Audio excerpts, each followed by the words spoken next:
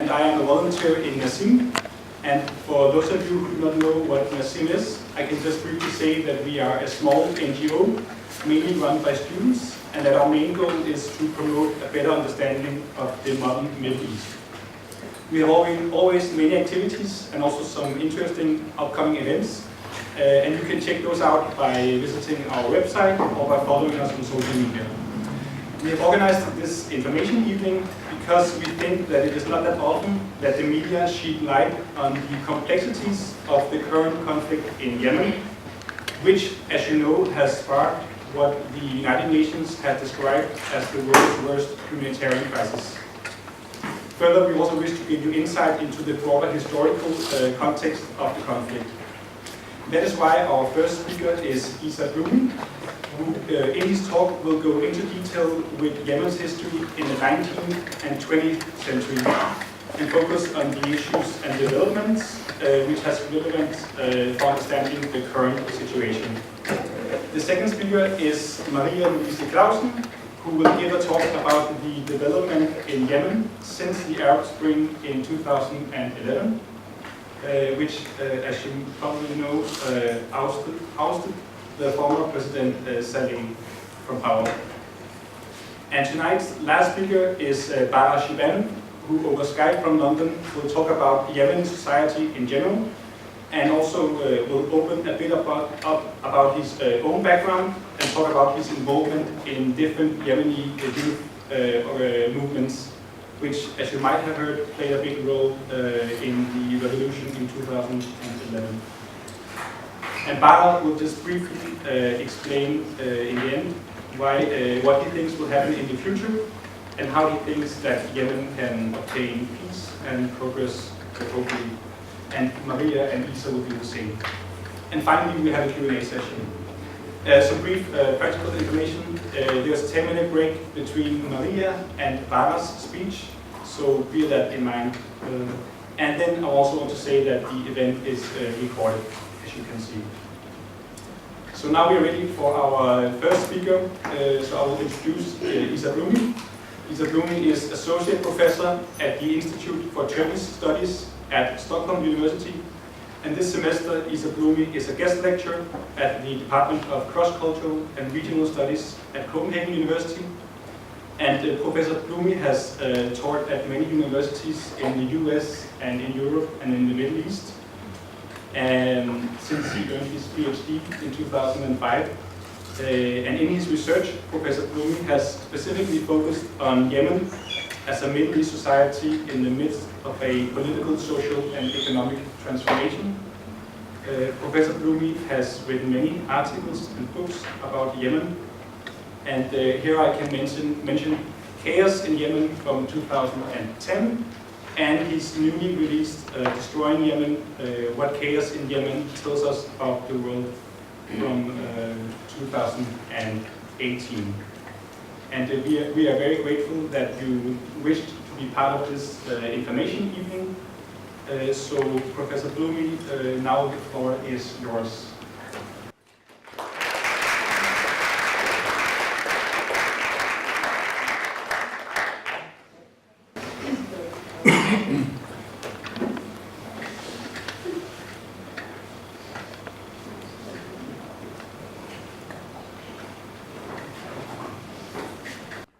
Judging from the slides, global warming is this theme for tonight. And I don't have a clock, okay. So I'll be sharing with you some insights into, like this? To change it? Yeah. Okay. Okay. Thank you. So good evening. It's an honor to share the floor with so many students, some colleagues, one colleague perhaps, that I know of, and those who have come for the free food. I'm not responsible for its quality. You'll have to go to Jakob for that. It's actually not a funny topic because there's actually people starving in Yemen as we speak. And maybe we should have denied you food for you to feel a little bit of empathy for how upwards of 15 to 18. We have no idea. We can't trust the UN to give us any kind of accurate numbers because, to a large extent, there's a lot at stake for your empathy. The fact that you're here tonight gives me some hope that we can maybe answer why destroying Yemen is part of an objective, what I would claim is part of an objective that has historical roots to go well beyond or before the so-called Arab Spring. I hate that phrase.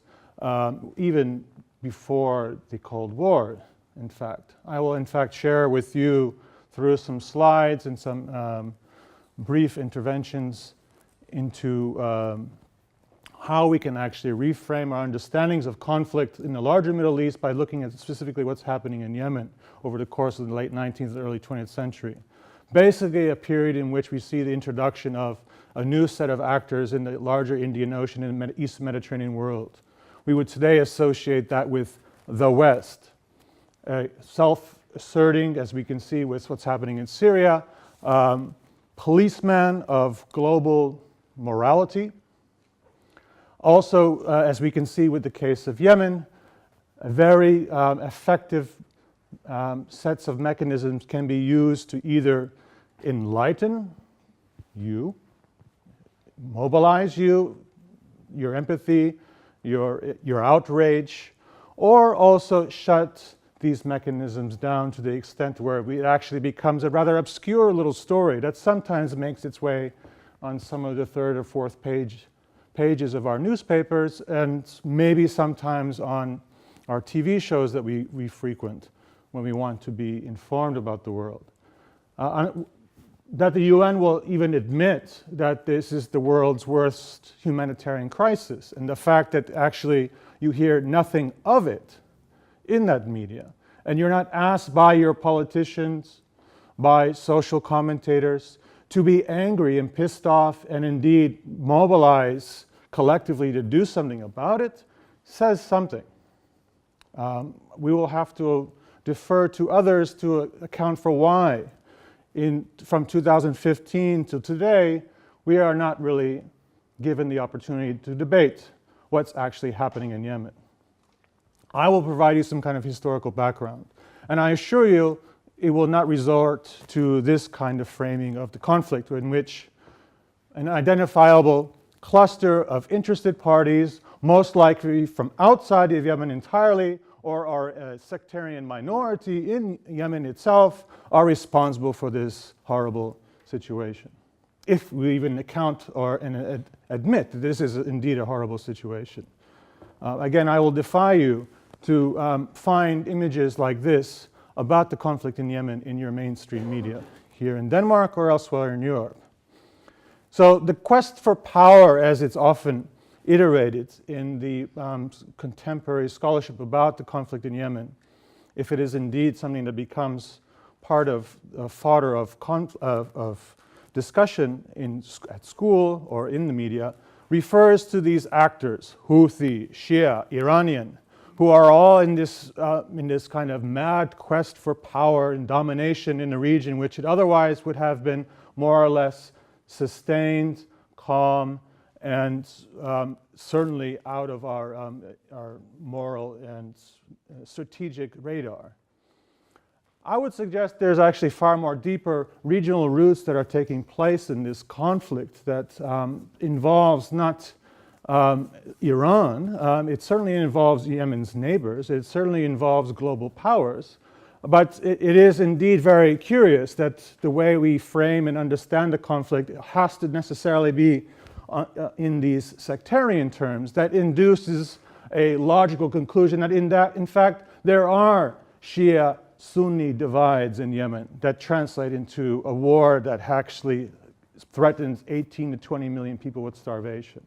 That in fact an outside power like Iran happens to be also targeted for the kind of collective demonization that takes place here in Western Europe today, is also the culprit for and the explanation and accounting for why we have war in Yemen today. I would suggest that there's actually much deeper problems and a much deeper history in which Yemenis collectively have had to deal with the infringements of outside players. Not only its immediate neighbors to the north, who in many ways we can discuss and frame as extensions of, in fact, these larger global interests that are entering into the Indian Ocean, East Mediterranean world by the 19th century. And I'll account for that in a second.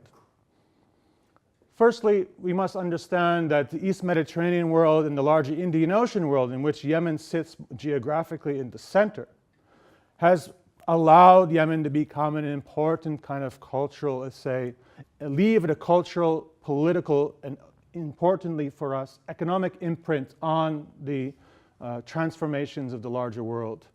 Well, probably since the 13th century for sure, in the case of Southeast Asia and South Asia, East Africa probably earlier with the rise of Islam. Certainly Yemen was at the epicenter of this global, what became a global revolution, what we associate with Islam and its spread in the 7th century of our Common Era.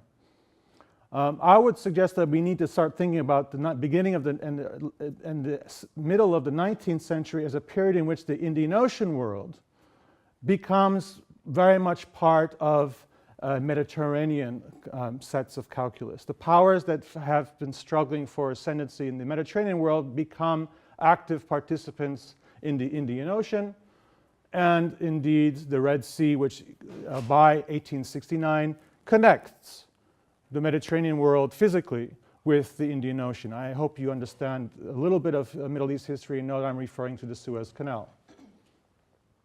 This is the political map of the Arabian Peninsula from around the beginning of the 20th century to the first, let's say, decade after the collapse of the Ottoman Empire and shifting of global power in this Indian Ocean world that more or less reflect how global power emerges from the Atlantic through the Mediterranean and ultimately, as we will see in a second, the Arabian Peninsula. Note the variations of colors, especially in the upper right-hand corner, which constitutes the South Yemen, an area in which the British, a global power which had by middle of 19th century secured almost hegemonic control over key trading routes which had long involved Yemenis, becomes an active, let's say, negotiator for local power in southern Arabia. You will note that in the larger map, in the lower left-hand corner, the large orange space that will constitute what today is more or less northern Yemen, and the area which is more or less under siege now since March with the so-called coalition of Saudi Arabia and UAE at the helm. It used to involve Qatar, which has been pushed out if you're following politics since April of last year. But you'll also note just to following up the west coast of Arabian Peninsula, other colorations, different polities. And I'm going to emphasize for the course of the late 19th until the beginning of the 1930s, these other polities need to be always in the back of our mind when we're understanding what's happening with the Arabian Peninsula today. And I'm referring to polities, whether we call them the Idrisi, who have a very interesting, complicated story, which I really can't go through today. But rest assured that the Idrisi have a kind of transnational sets of affiliations that extend throughout Western Africa, Central Africa, East Africa, and indeed the larger Indian Ocean world, and would remain an important cultural, political, and economic factor up until the 1930s. Just to the north are these Hashemite regions of the Hijaz, which was, of course, for 1,000 years, very much the epicenter of the Islamic world, a place of pilgrimage, a place of education, and indeed of economic vitality. And this region, too, as you can see from this map, see you later, I've already scared one student away, was until the mid-1920s a conflicted polity. A series of vested interests who had long associations with Yemen through family connections, had obviously cultural connections with Yemen, but by the mid-1920s, an expansive Najdi-based state, with the help of the British, take command of some crucial kind of for symbolic purposes, but also economic purposes, the whole western coast of the Arabian Peninsula. And this initiates what basically becomes our big problem for southern Arabia today. Let me explain.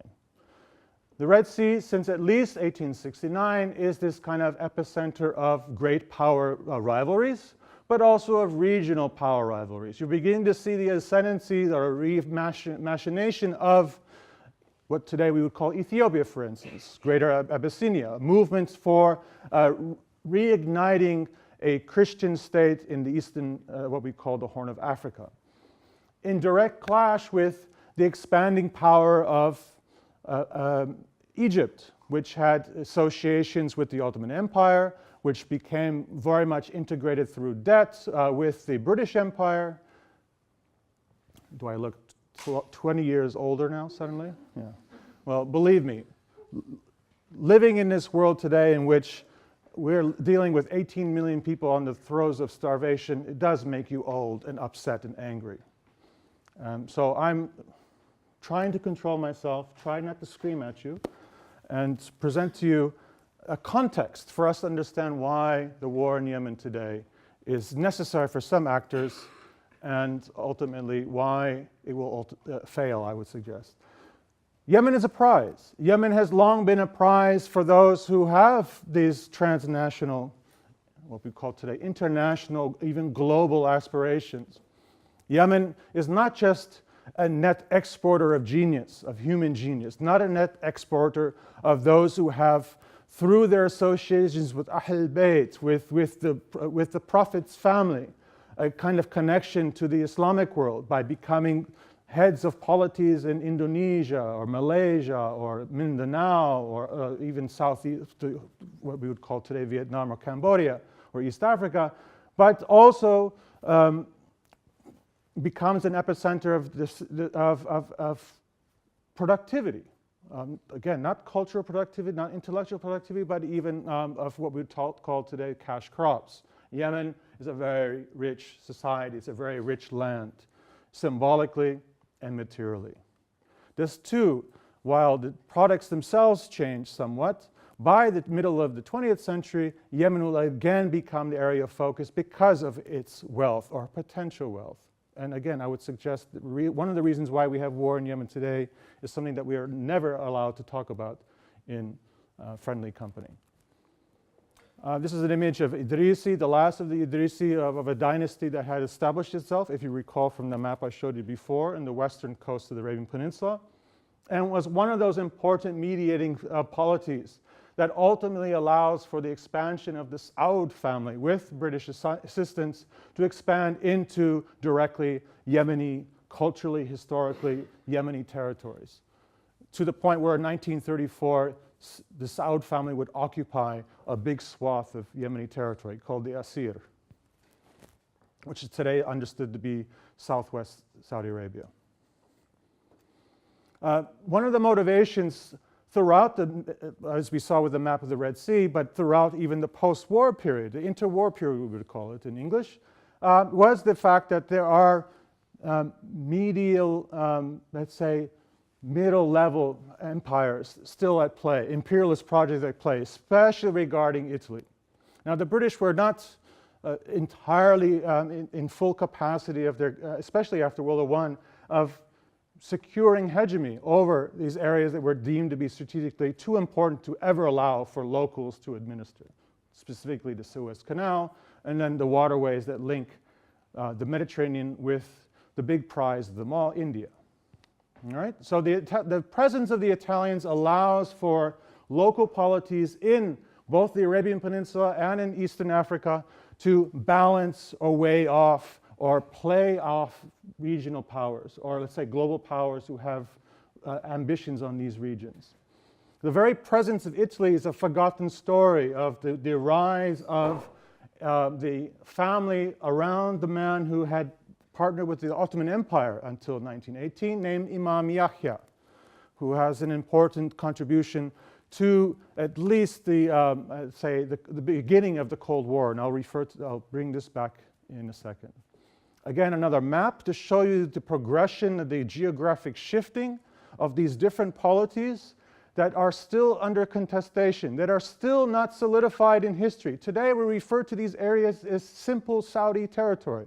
But until the 1930s, and I would suggest even until today in some ways, certainly I can argue by 2000, we're still seeing this area that will constitute the border between what today is Yemen or North Yemen and Saudi Arabia is a contested, shared, very complicated kind of social, cultural, and economic kind of space.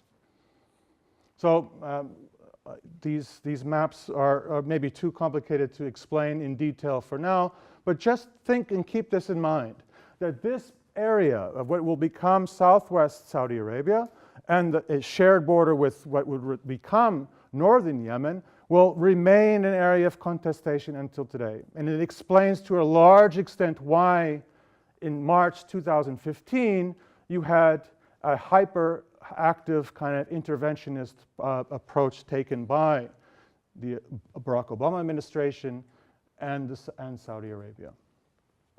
Here's the founder of the modern state of Saudi Arabia, who had forged a strong alliance with the British and would allow, at least through the 1930s, for British penetration into the Arabian Peninsula in ways that they could not have done alone. Especially after World War I, the British were bankrupt, just like many other powers in Western Europe, and would rely on the machinations through proxies like the Saud family to expand influence, not only in the Arabian Peninsula, but over the larger Islamic world. We know very well that Saudi Arabia has a very important influence over how we, our audience, but also Muslims around the world, understand and interpret and engage their faith today. A dramatically different relationship with Islam than prior to this period of Saudi expansion into the Hijaz. So I take you back to this map again, reminding yourself that we're still dealing with very contested political spaces that will be shifting back and forth constantly. I don't have a pointer, but again, this area that you can see, the yellow meeting the orange, meeting the blue, meeting the green. This is that area of contestation that will have a continuous impact on how and why conflict continues and expands throughout the end of the 20th century until today. Here's a kind of brief kind of map that depicts the territorial expansion of the Saudi-British alliance that again would subdue the various kind of family regimes of the Rashidi, of the Hashemite, the Idrisi, and there would be attempts on the Qasimi communities. And what's so interesting about this post-World War I period is that you have the arrival of the Americans in one shape or form. Rockefeller had ambitions to be a global active player, sometimes in direct conflict with the British. It plays itself out in interesting ways in the Arabian Peninsula. Because oil would become, of course, as you know, Middle East history of the 20th century would become a major factor. In especially the Gulf, we know very little, however, that actually the founder of Aramco started his career flirting in northern Yemen. And he was ultimately expelled by the sovereign of northern Yemen in the early 1930s for him sniffing around and trying to dig into sticking little instruments to see where the oil is. They knew there's oil in Yemen. That all this area, the Rub al-Khali, is this area of what we would call today the big prize. Largely untapped because of conflicting territorial claims between the British and the Sauds, who would be, by World War II, America's little kingdom. Hence the title of Robert Vitalis' book, America's Kingdom. I would recommend you read it. It's a very interesting story about oil, labor, race, and Saudi Arabia. So Yemen becomes a space of contention for obviously British ambitions, which extends throughout the 19th century in the southern Yemen, if you recall the map, with all these little colors. These are all polities that the British are signing contracts with. Business contracts, political contracts, playing off one another, rivals. northern Yemen is the rise of this family around the personality of Imam Yahya. Both an intellectual, a scholar, a jurist, as well as a political leader and a warrior. He's proven himself to his constituency, to his community, at all levels. That's the kind of quality of a leader until very recently. Now they sit around in jet planes and they get fat and they go and buy shopping malls in London. That may indeed be Qatari's leader right now, saying. But until the let's say the oil boom, a qualified leader of a Muslim polity had to prove himself, sometimes herself, in all these aspects. A good leader, a military leader, an intellectual who knows Islam and knows how to read and write, for goodness sake. One could actually raise serious questions about the level of intellectual capacity of some of these people who are running around claiming to be leaders, and we surrender that authority to today. So Yemen's under contestation. There is this pushback from indigenous population, with Imam Yahya becoming the kind of quintessential, let's say, resistance force to this expanding British project called Saudi Arabia. Again, Italy is an important player. Italy will provide weapons. Italy will be signing contracts with Imam Yahya. Imam Yahya has somewhere else to go. Yemen has another place to seek out and direct their attentions and have a connection to the larger world. Imam Yahya, as it's often said today, is an isolationist. He never was interested in the outside world. Nonsense. They were very much, for a millennia, had exposure to the outside world. It was just on their terms. And Imam Yahya and his sons would remain very vigilant about this very principle. It's a very, I think, meaningful principle that many people of the region needs to readapt, which is that, we do engage with the outside world. We are very proud of our heritage. It is a complicated one. We are willing to engage politically and certainly economically with the outside world, but it's on our terms. And in the interwar period, up until even the 1950s, it was indeed on North Yemen's terms. And that's because with the arrival of the Cold War, while the Italians are pushed aside and Italians become a kind of a basket case of after World War II, there is the arrival of the Soviet Union, there is the arrival of Maoist China, there is the arrival even of Swedes. Swedes were the pilots of Imam Yahya's first airline, funny enough. I'm begging a student to go and get the access to those memoirs of those pilots. It would be a fascinating story. But anyways, the pictures here depict the son of Imam Yahya, who had passed after being assassinated in 1948 with probably some money and weapons given by the British and through the Sauds. But his son, sitting with whom? Does anyone know with whom he's sitting? The left-hand picture now, talking? Yes? Yes. Gamal Abdel Nasser, if we're going to do Egyptian dialect for a second, who in even our history books today is lionized as the kind of father of modern Arab state and modern Arab consciousness. Did you actually realize, do you know that it's Imam Ahmed who is the first one to embrace the Free Officers Movement in 53? One of the first states that recognized that transition from the Hadith to the modern state of republic state of Egypt was North Yemen, a so-called monarchist.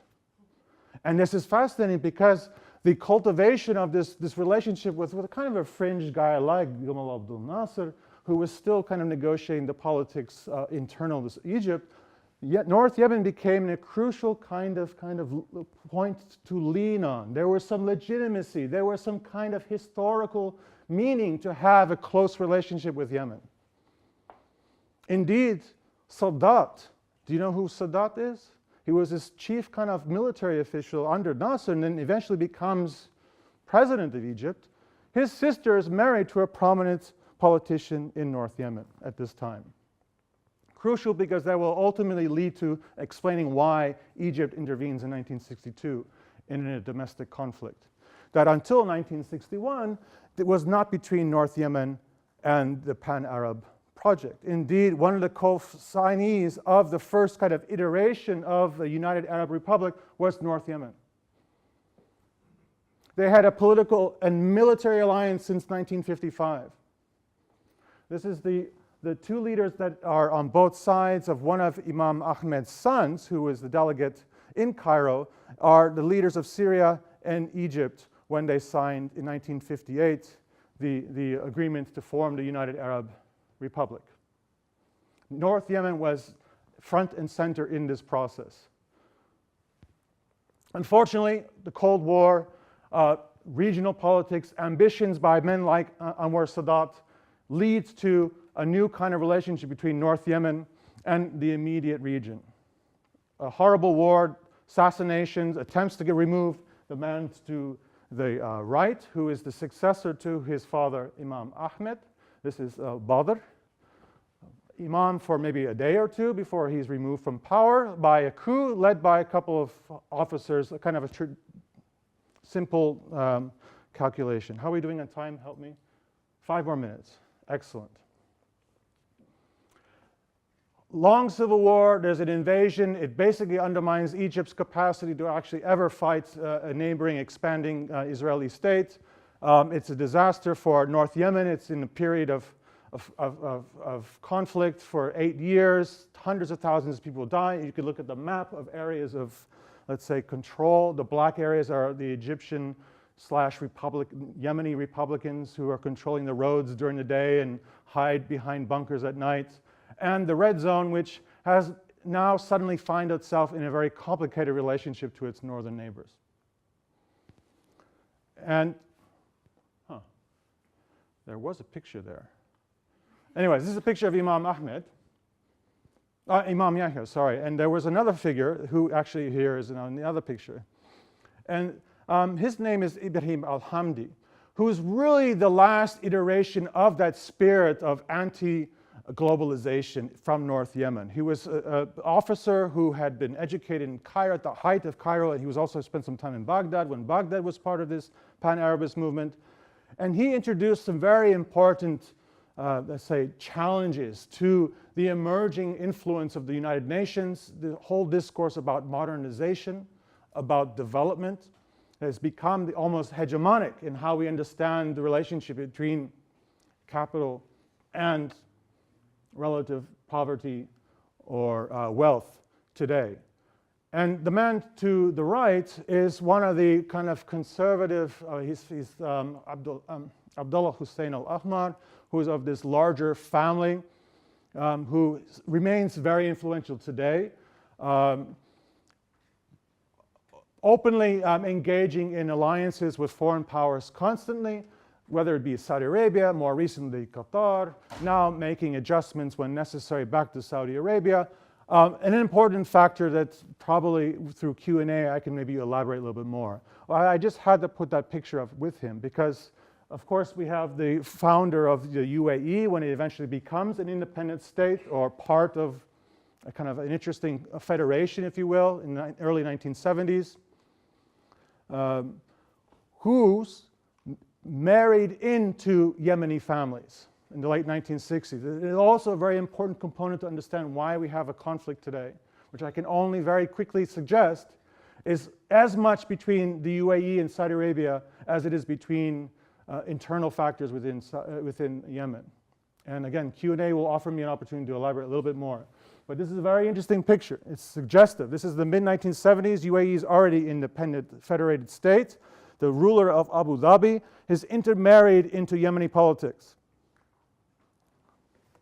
Quickly, the Americans finally find a way in. They got rid of Hamdi, who was very much an economic nationalist, who was very much along the lines of developing local capacity, not to borrow money from the IMF. In comes the man who's shaking the hand of his political leader, who will ultimately become the notorious Ali Abdullah Saleh, who would, by the mid-1980s, get into bed with the most nasty of American political families, the Bushes.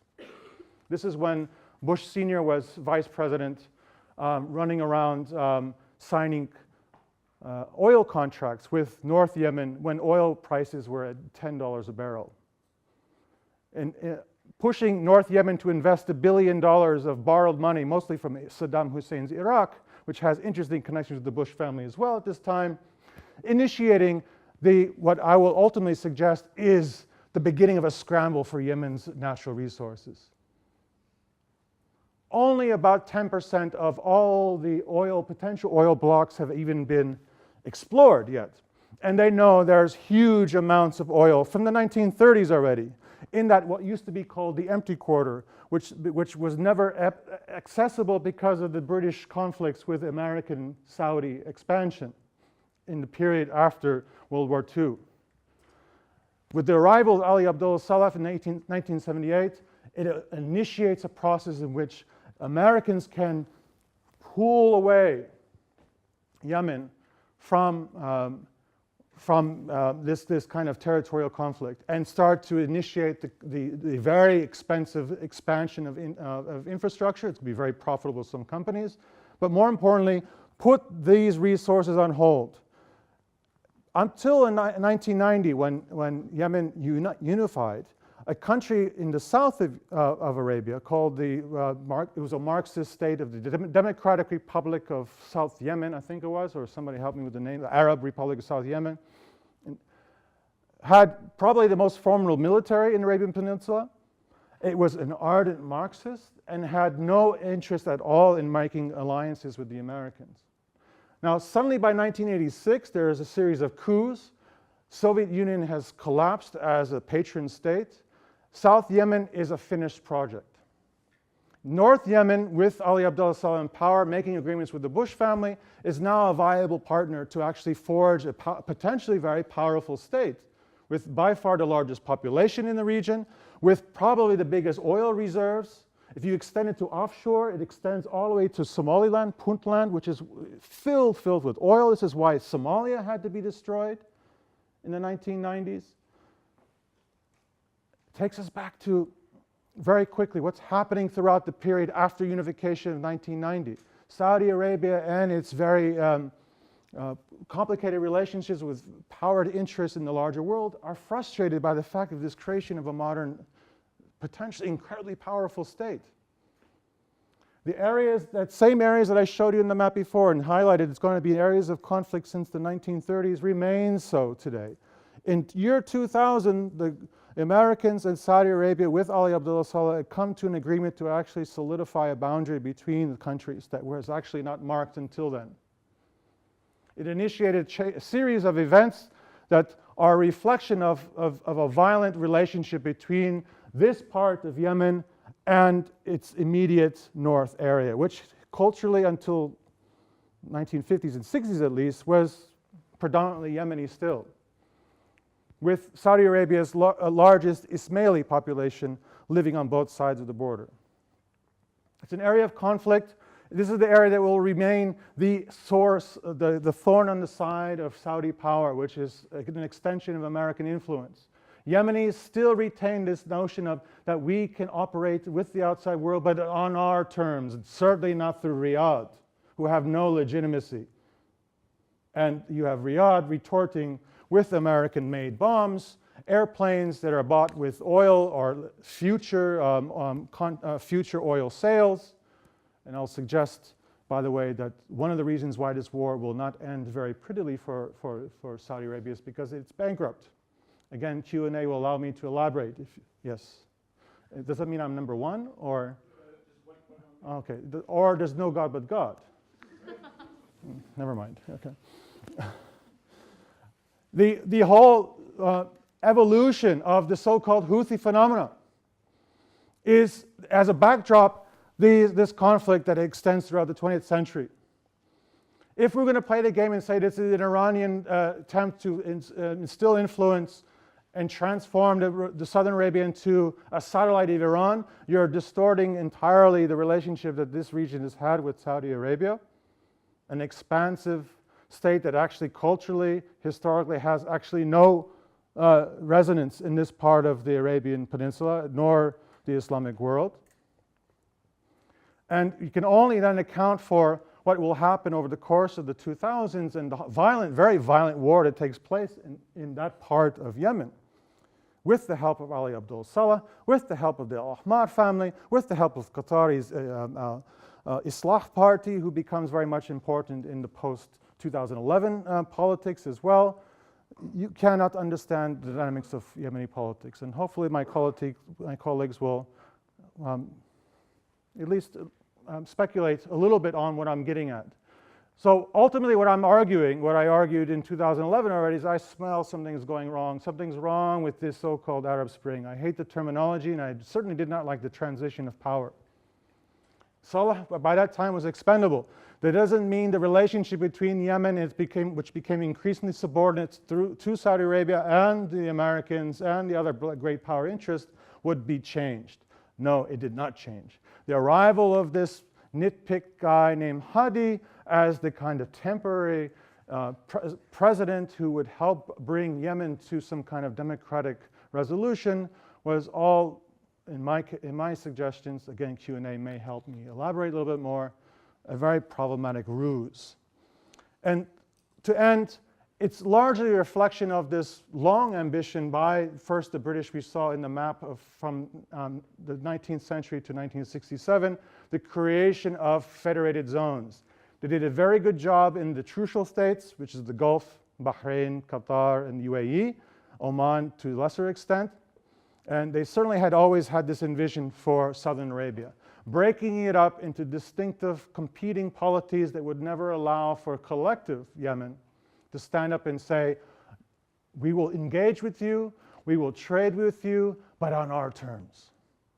And we are now dealing with the fact that Yemeni terms are not being accepted by these interested parties that would have absolute control over air power. They will ultimately either resort to bringing this back to the table, a federated Yemen, divided, its resources basically sequestered into this huge space to the far right of Hadramaut, with maybe 1 million people living in it, and all its oil and gas wealth basically going off the market without much negotiation. And the rest of Yemen can go to hell, which it is going to hell right now. So my time is up. I thank you very much for your patience, and inshallah you'll be able to talk to me a little bit later.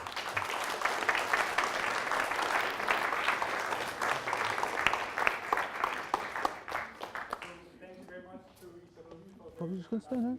I'm sure that the audience learned a lot more about Yemen's modern history. Isa will be back for the Q&A session on the floor. We will now move on to Maria-Louise Clausen, who will take over from where Isa left with the revolution in 2011. So I will just send Maria in a moment.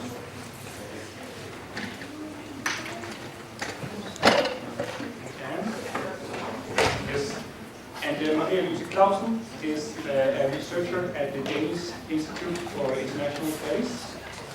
And she has published many articles about the situation in Yemen in the Danish media.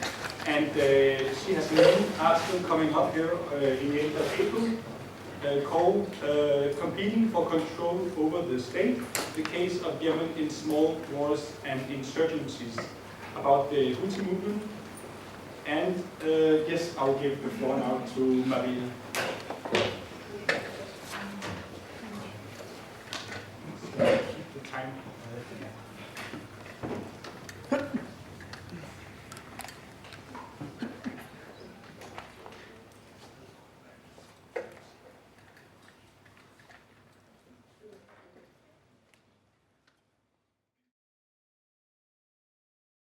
Yeah, so I thought that was excellent, Isa ending his show by also saying that everything is going to hell. He kind of also started that way, showing pictures that he said you wouldn't see in Danish media. I decided to start a different way, showing you images of what Yemen is also.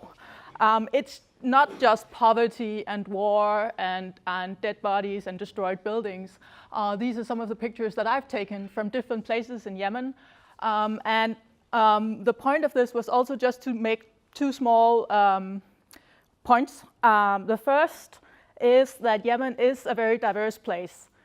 And this also means that the perspectives that you get on the crisis, on the conflict, varies a lot between who you ask in Yemen, but it also varies between who you ask, I mean, what academic are you talking to?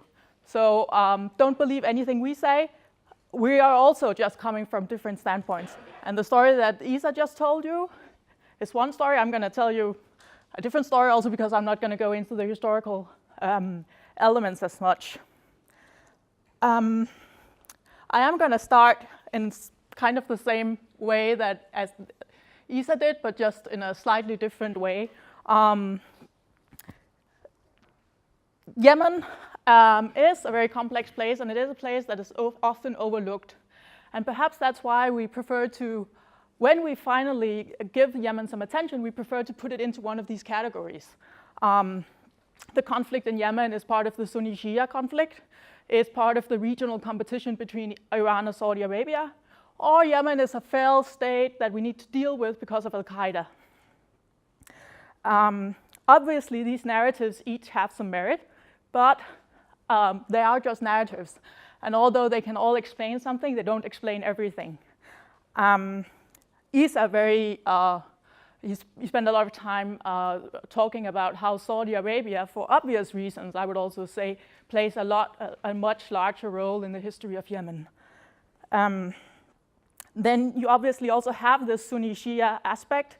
It's kind of complicated. You don't have that history of sectarian conflict in Yemen. I think maybe Baraa will also go into that. It is also a perspective that has been manipulated by Saudi Arabia, by Al-Qaeda, by actors that have an interest in framing this conflict as a sectarian conflict. And then you have the final point also that the US plays a role here. They've gone in, they're very critical towards Iran. It makes sense to position the Houthis as the proxies of Iran. That makes it more legitimate to attack them, you could argue. And you have a history of the Americans themselves carrying out strikes in Yemen. So in the American narrative, Yemen is already established as a place where you can legitimately deal with it as through military intervention. And I'll return a bit to that later. I just want to say that I have two main issues with these narratives that I also sometimes use myself because they are the easiest way to explain a complicated conflict to people who don't know Yemen. But there are two things. Each time we talk about the conflict through one of these narratives, we also reinforce that understanding of the conflict. So it has consequences, and it has consequences for the solutions that we can suggest for the crisis. The second thing is that I think it removes agency from the Yemeni themselves. The conflict in Yemen is suddenly not about Yemen. It's about Iran or Saudi Arabia or Al-Qaeda or Sunnis or Shias. Where are the Yemeni in this? So, just briefly, and I wasn't sure how much Isa would go into it, the Yemeni transition, Yemen was one of the places that followed suit after Egypt and Tunisia. Started out fairly small. Protests grew in size. It ended up in this negotiated transfer that Isa was also hinting at. It was the GCC countries, the UN, they went in, they negotiated a transfer of power from the President Saleh to his vice president of many years. I will return to Mansour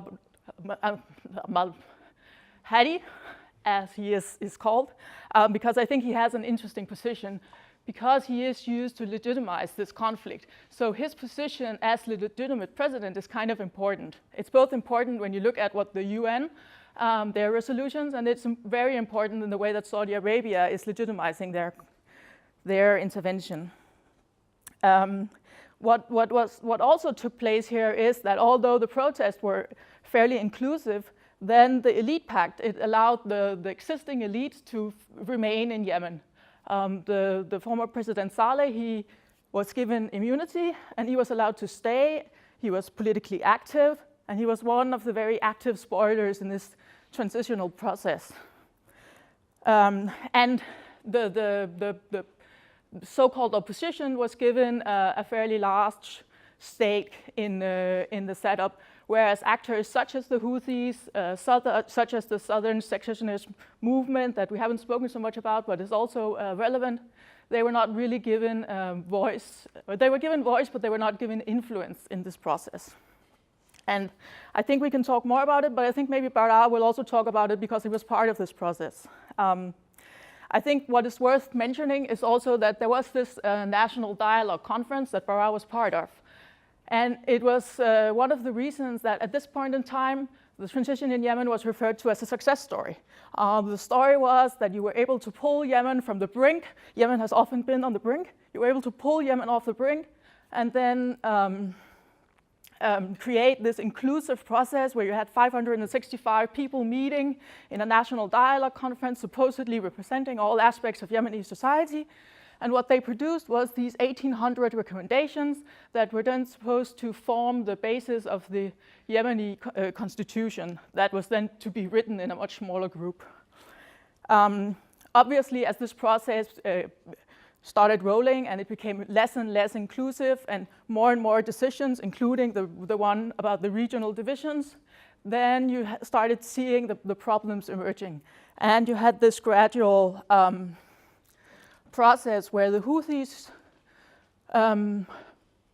moved in.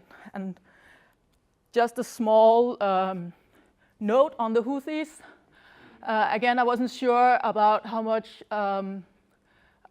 Isa would say about them, but the Houthis' home area is in this northern part of Yemen that is bordering up to Saudi Arabia. As Isa was saying, the border region, it's not really a very set border, although Saudi Arabia is now one of the countries that are starting to build a border to make sure that people don't move across. The Houthis, I'm not going to go a lot into their stories. I'm just going to say that the guy that you see is Abdul Malik al-Houthi. He's the current leader. Houthis is a family name, Abdul Malik al-Houthi. His family has been involved in the historical struggle of this Saidi group that is related to the Imamat. And it's one of those aspects that also play a role in the current conflict, because those that are critical of the Houthis, they will say that they want to restore the Imamat and they want to return to the historical setup that Isa was talking about.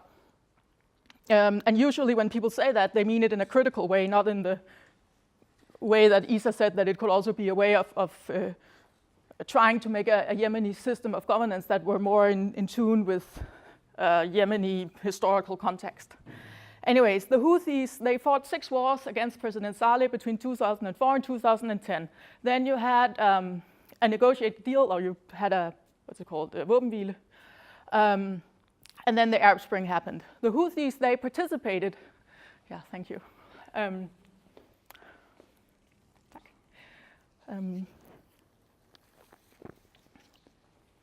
The Houthis participated in the NDC, and their political wing was quite active, and they were given, people were quite surprised about how reasonable they were. There are these regional differences in Yemen where many assume that if you come from the north, you are a tribal, backward sort of type person, and whereas if you live in the south, you are this atheist, Marxist type. So while the Houthis were sitting in the national dialogue talking, their more military wing was actually moving towards the capital, Sana'a. Along the way, defeating one of the main tribal families that were still quite influential. And then in September 2014, they went into the capital. And they did that quite easily at the time, and I was in Yemen around that time. Everybody knew that probably they had the aid of Saleh. At the time, they were denying it because it was kind of controversial that the guy that they had been fighting with between 2004 and 2010, they were now in an alliance with each other. It became, they later, of course, recognized that. At that point in Sana'a, the Houthis were very popular. They had this program of anti-corruption. They were trying to reinstate subsidies to fuel, these kinds of things that could make a difference for ordinary people. They were also calling for the actual implementation of all the recommendations that had been made in the national dialogue. And they were calling for a more inclusive government, because there's a government that you had as part of that national, the GCC, the negotiated transfer of power, it was not really very inclusive. So they were asking for a more inclusive settlement that would include themselves, but also the Southern movement, for example.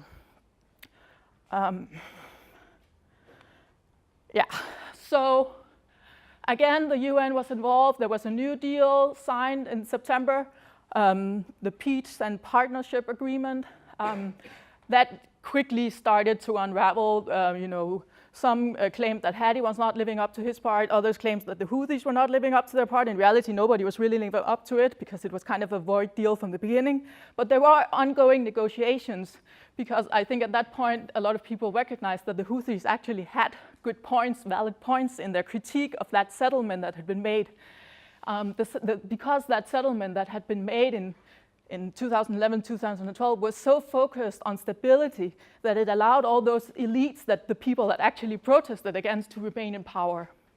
So there was some understanding, but there was also difficulties because nobody was really interested in changing the leadership or elite structure.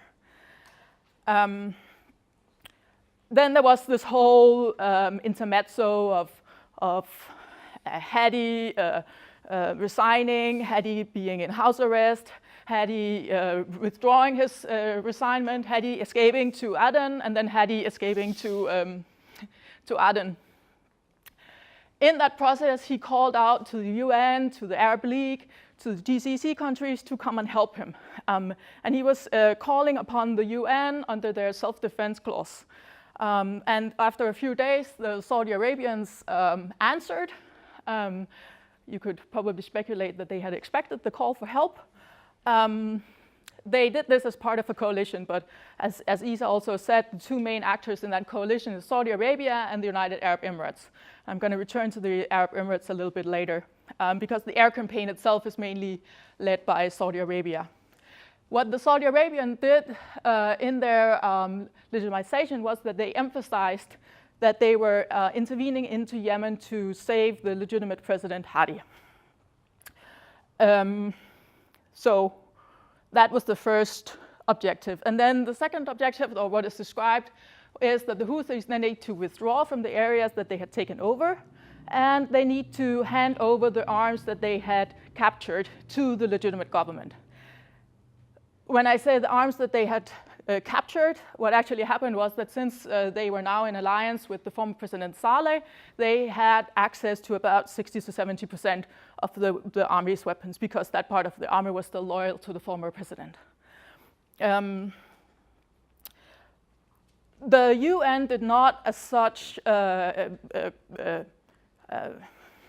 support the intervention directly, but they did make Resolution 2216, which is kind of the key resolution that is also playing a role in blocking for solutions now, where you can say that there is a tacit support for the intervention. It specifically names President Hadi as the legitimate president, and it basically repeats this narrative that the Saudi Arabians had already started telling about the conflict. And then, more than 3 years later, this is basically where we have the battle lines.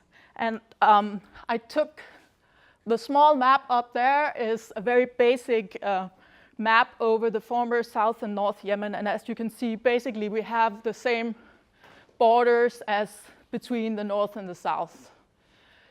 These battle fronts, I mean, in the beginning of the conflict, you had the Houthis all the way down to Aden, the port city, where you had Hadi escaping to Saudi Arabia. So they have managed to push the Houthis back a little bit, but basically the front lines have been stale for years now, with small movements, but limited movement.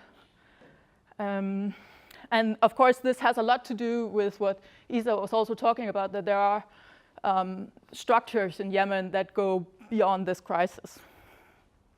Yeah. Just a few words on President Hadi, because I don't know, but usually when we hear about the crisis, there's a tendency to tell a story about an illegitimate militia or insurgency or whatever you want to call them, Iranian-backed proxies that are fighting against the legitimate government supported by Saudi Arabia.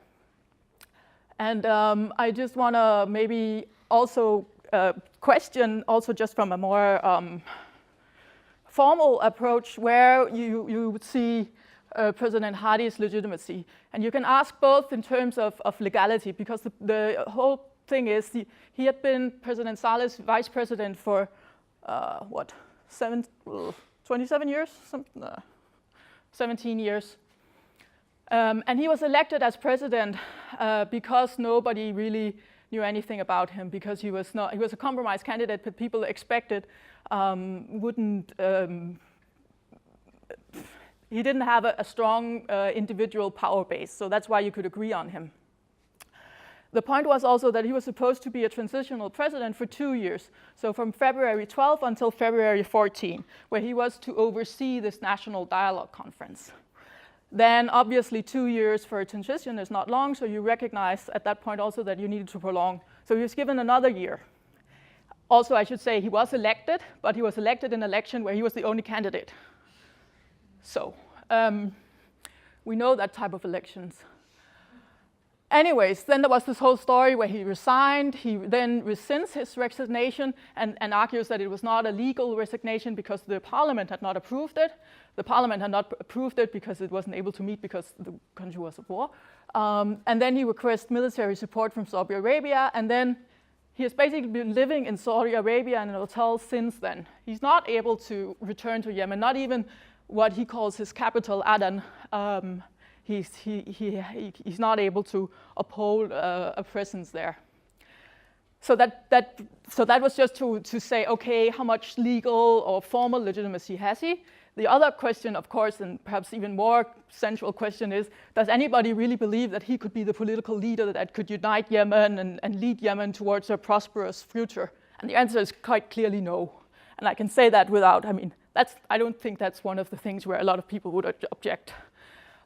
Even the Saudi Arabians, who are still positioning him as a legitimate government because they kind of have to, recognizes that he does not have the competencies or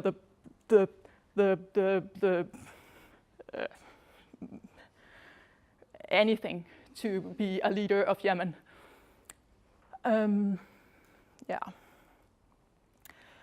These ones were just, again, this is one of those things, again, you see pro-Hadi, pro-Houthi.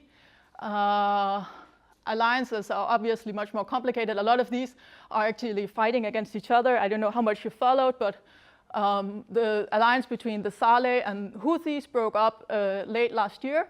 Saleh tried to leave. That got him killed within a few days. It was, again, one of those things where in the north of Yemen, there was actually people who were quite sad about Saleh being killed. There were also a lot of people who thought that it was a very undignified way. He was shot in the head and paraded around, sort of like the images that you saw of Gaddafi in Libya, that this was not the way to treat a leader of Yemen. He was the president of Yemen for 33 years. So the majority of Yemeni have never known any other president than him, not counting Hadi. I don't think a lot of people would count him. And then there is one of those images of Houthis sending off missiles towards Saudi Arabia, which has obviously become one of the narratives that we also now hear, or one of the aspects of the conflict that is taking up a lot of time. And there I would agree with Isa. It's interesting that you have a conflict where millions, and he was talking about 16, 18, I would also say 22 million people starving. And then what we care about is missiles being sent toward Riyadh that kills nobody. I think actually now there was one person killed by shrapnel as they blew off the missile. But there's something about perspective here that might seem a little off. Anyways, it's part of the narrative because it's used by the Americans. I think I took it out. I don't know if you've seen it. There's been these much publicized images of Nikki Haley, the ambassador to UN by the US, standing there next to pieces of missiles, arguing that these could only be provided by Iran, showing them as proof of the Iranian influence, and sort of also using that as a way of legitimizing the intervention. The second aspect, the mess that you see, is also just to say that the perspective of Hadi actually controlling anything is not really very accurate. And here one thing I just want to, also because I don't have a lot of time, so that's also why I'm speaking quickly. The United Arab Emirates have really become the main actor in the south of Yemen. They have taken a slightly different approach than Saudi Arabia. They have troops on the ground, and they also have like mercenaries. They've South Sudanese. They were even talking about also Ugandan, different Colombians. They're buying troops. And what they're doing is that they are buying in, leasing, buying, so that they can secure the ports as trade routes. Definitely speaking to the economic divide and rural element that Isa spoke about. Just want to make sure that I'm getting. They have also supported different militias in the south, and they are supporting what is called the Southern Resistance Southern Transitional Council, which is kind of a parallel governance system that has been set up in the south, and what they're fighting for is independence. But it's a direct challenge to Hadi, and there has been also armed confrontations between people, forces loyal to Hadi, and people forces loyal to this transitional council. This is just to say that even in the area, even in the supposed capital of Hadi, he's not really controlling anything. And one of the reasons he's not controlling anything is because he's not able to provide basic services. This is also the area of Yemen where you have a presence of Al-Qaeda. I just wanted to show, this is just a different way of showing all the different actors in different areas. I mean, this is also what I was trying to say in the beginning, that depending on who you ask, they will give you different answers as to who is the bad guy and who are we working with. And there's a lot of geographical differences in this. For example, in the north, the Saudi-led intervention will often be described as a war on Yemen. In the south, they might be a little bit more positive because they were fighting against the Houthis, and pushing out the Houthis was a main victory, and they recognized that they had the help of Saudi Arabia and others in doing that.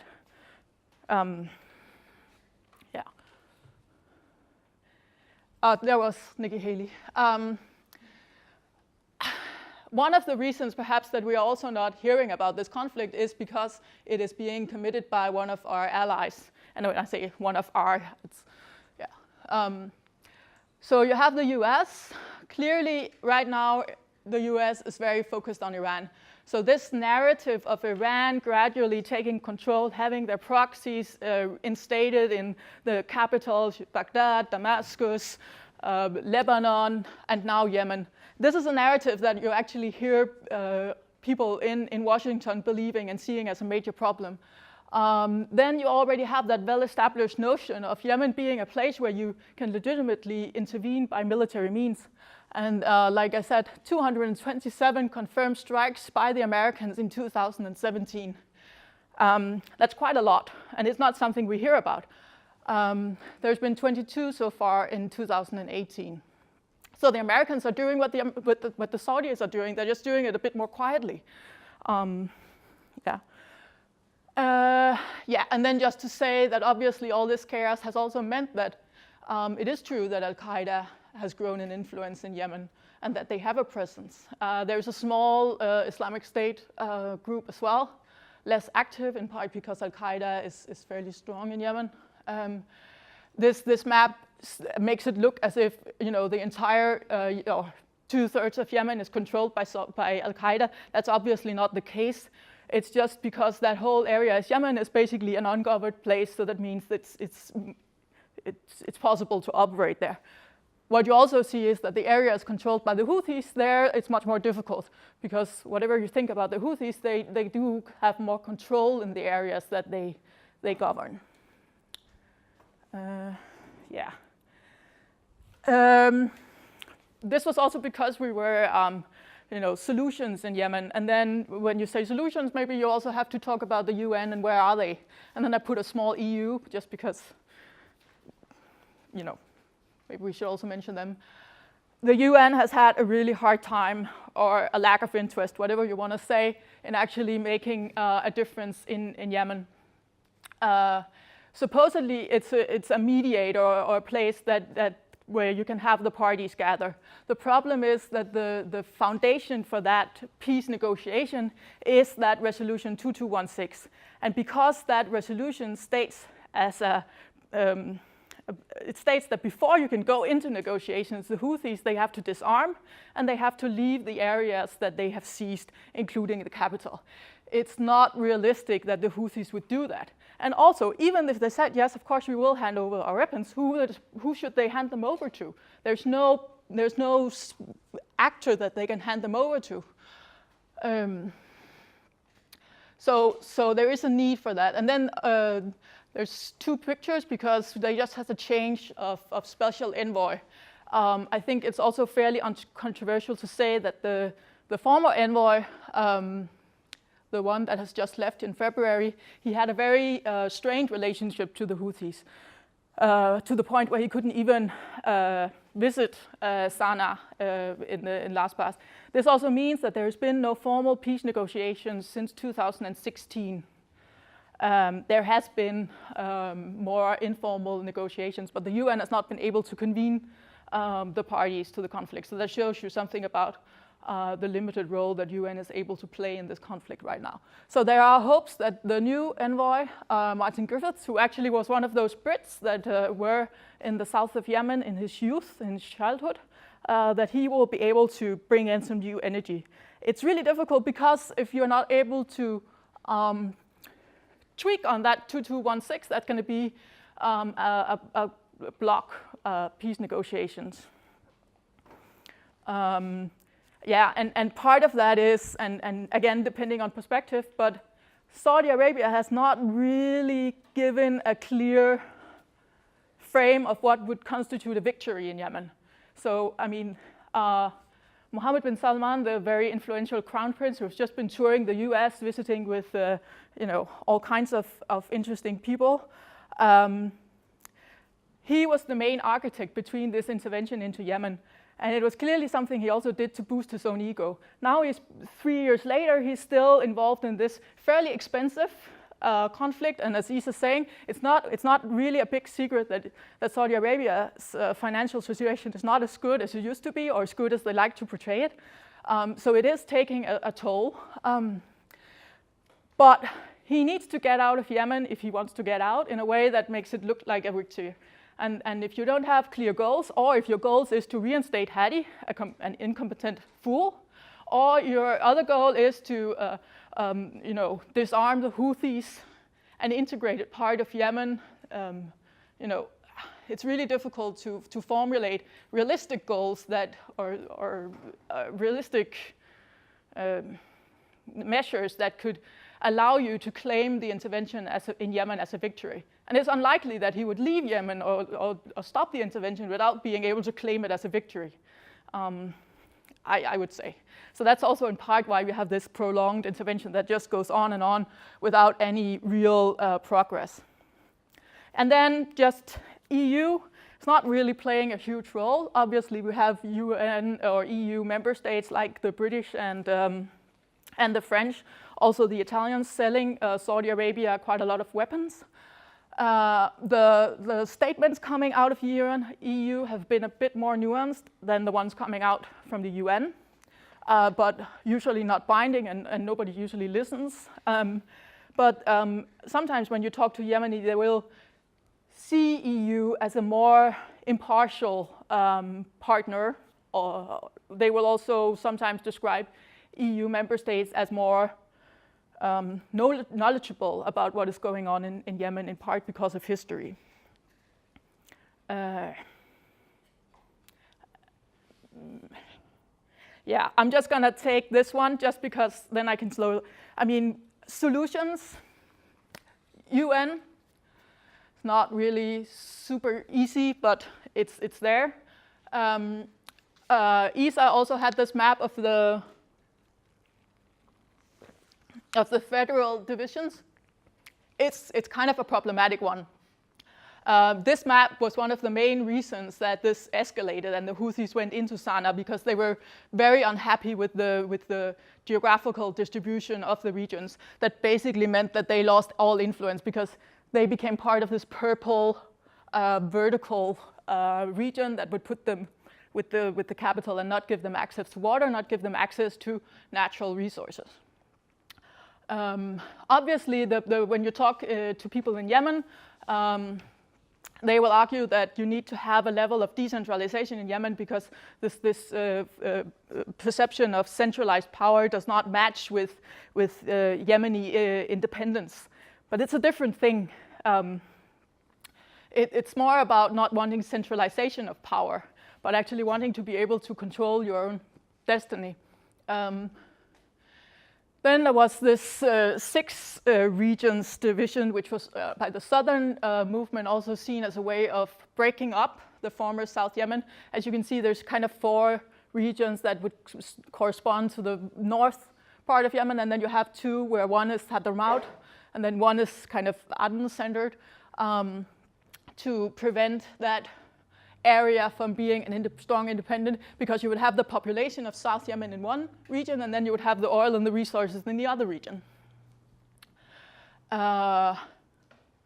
There's been quite a lot also suggesting that you need to, when you go into these deals, because these deals are still, I mean, when the UN, they negotiate peace, what they do is that they call the Houthis and then they call Hadi, basically. And obviously, since that setup does not really correspond to the actual power holders on the ground, especially as the conflict has moved on, where political power on the ground has fragmented. I mean, talking about a chaos state or whatever you want to call it, where regional or local power holders are the ones that are actually controlling. And there are places in Yemen that have actually prospered during this crisis. I mean, that's also an interesting aspect, I think, that happens during conflict, that some areas have actually seen economic development. There's part of that is related to smuggling and the war economy, but there's also a part of it that we need to understand that it's not the entire conflict, entire country being subsumed in war and fighting all the time. I mean, you have the north of Yemen, which is the area that is being bombed by the Saudis, and again, I think close to 7,000 airstrikes being confirmed within these 3 years. It's quite a lot. And as much as a third of those airstrikes have hit civilian targets, I would suggest that it could be more, but it's again problematic to verify. There might be some bias against actually sharing details, but I think there is also a huge problem with getting information out of Yemen. Saudi Arabia has not just blocked for humanitarian aid and for, but I will also say what they have also very cleverly done is that they have blocked for journalists and for everybody, which means that it is incredibly difficult to get information out of Yemen. And that, I think, is also a very basic reason for us not hearing more about what is going on in Yemen, that we're simply not getting, I mean, this is how media works. They need pictures, they need images, they need current stories. And when you have a country whose airspace has been closed off for years, you're not getting those stories. So it's a very effective way of shutting down a crisis. Okay, I think I need to stop.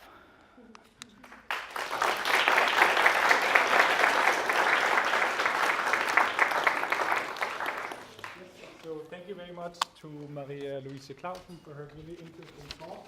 We will now have a 5-minute break, and then we will connect to Baraa in London. So now we are connected to Baraa Shiban in London. I'll just very quickly introduce Baraa. Baraa, he works as a case worker in the British organization Videography, and before that he was the project coordinator of the department that investigated drone strikes in Yemen, also in Videography.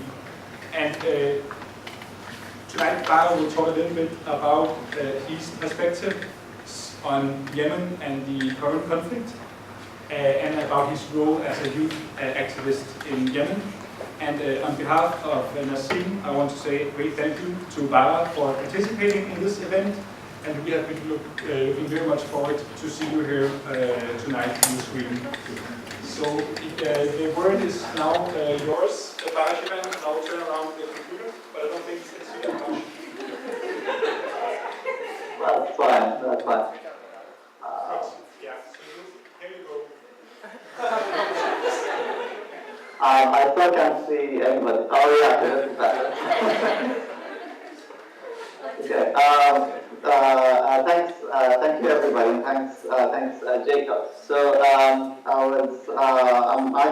happy that this is happening. Jacob actually got in touch with me quite a while ago. And I was told by Jacob, how can I make Yemen a little bit more complicated for you?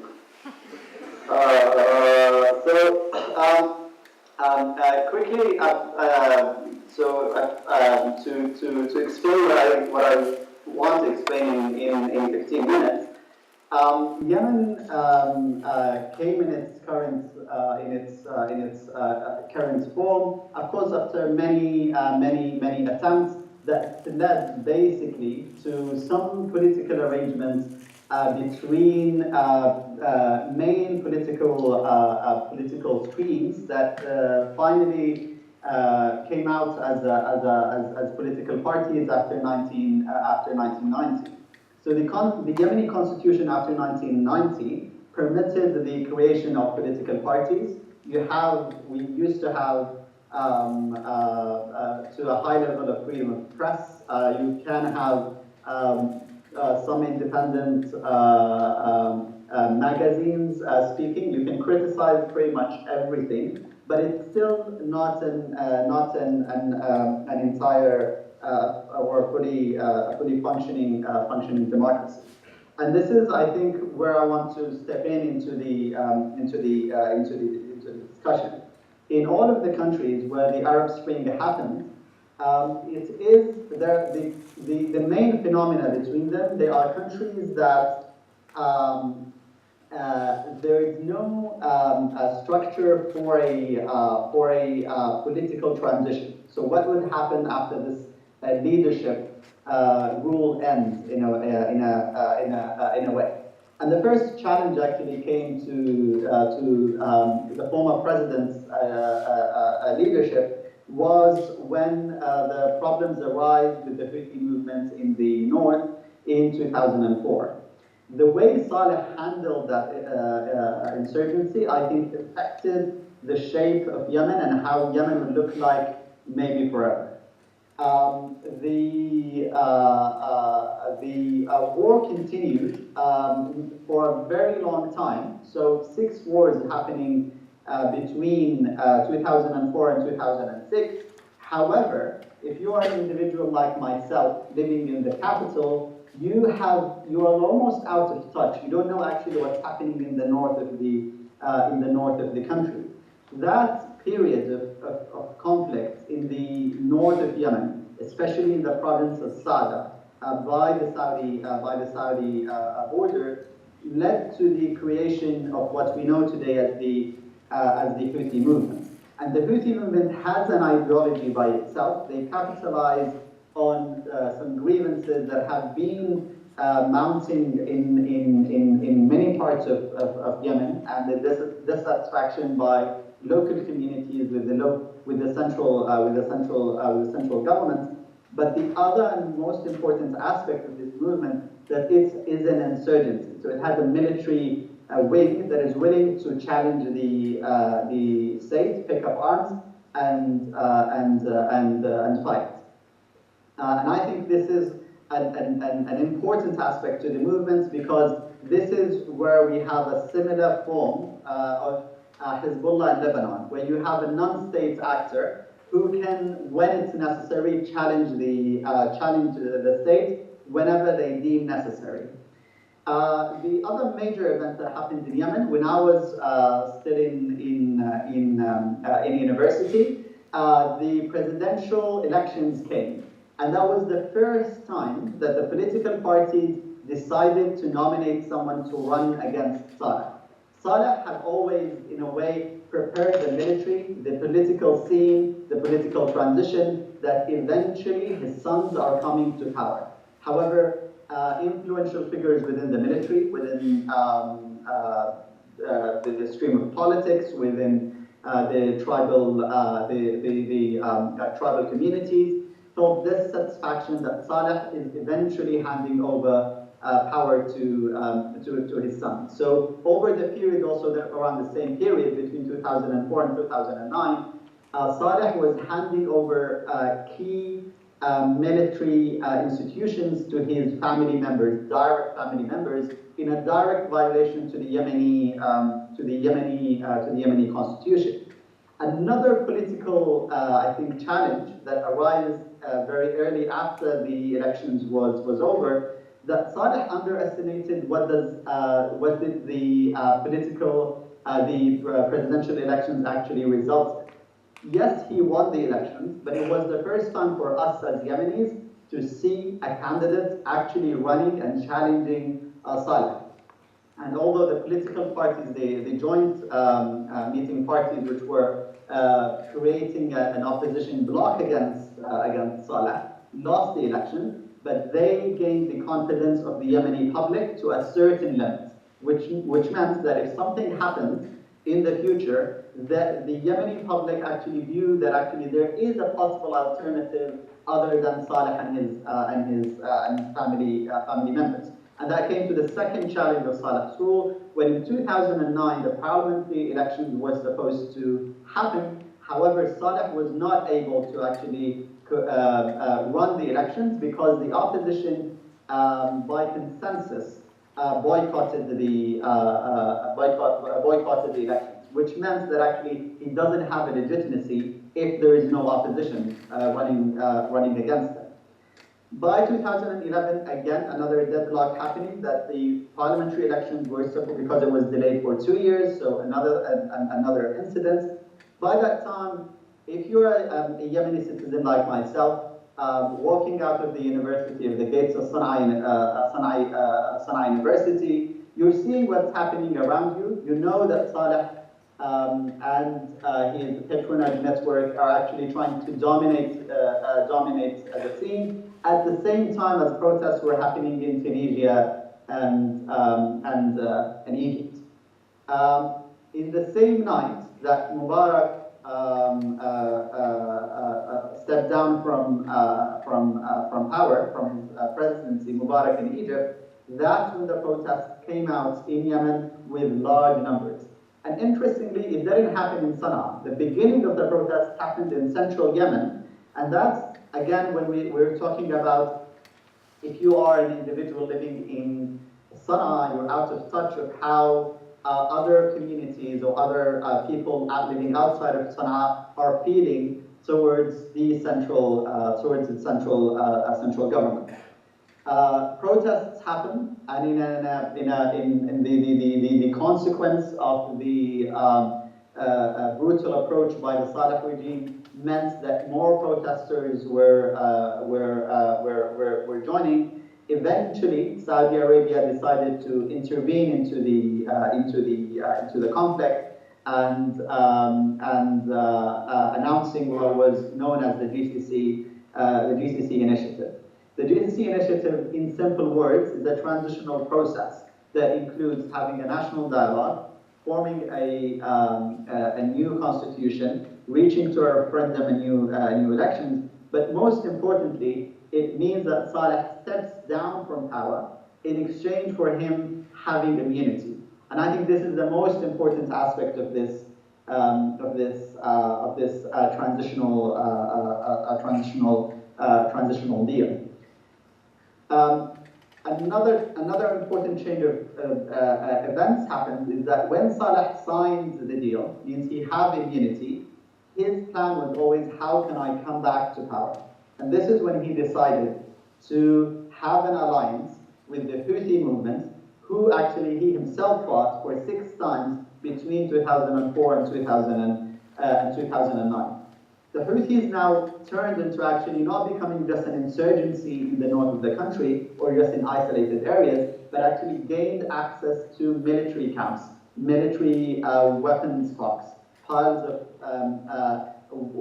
of weaponry that Saleh have accumulated over many, many years. Meanwhile, you have an interim president who actually don't control the army. Effectively, is not in control of the intelligence, is not in control of the security, and is not in control over the military itself. Me myself, I was part of the national dialogue process that led to the creation of the new constitution. We drafted the new constitution. However, because eventually the government means it has to have some monopoly over power, the Houthis, in an alliance with Saleh, managed to lead a coup in September 2014, ending the political process. The end of a political process, by default, means a first phase of entering into a civil war. The civil war that, in my point of view, started in September 2014, only took a regional angle when Saudi Arabia decided for the first time to intervene into the conflict. And for Saudi Arabia, the main reason is that they didn't want Iran to have a foothold at its southern border. What adds to the frustration of the Saudi leadership is that they were seeing that Assad in Syria and the Iranians in Syria were becoming more predominant. So actually they're winning the war over Syria, and now they're coming closer to Saudi. They're coming closer, and here what I mean, they are empowering the Houthis to become a dominant force over Yemeni politics. When I was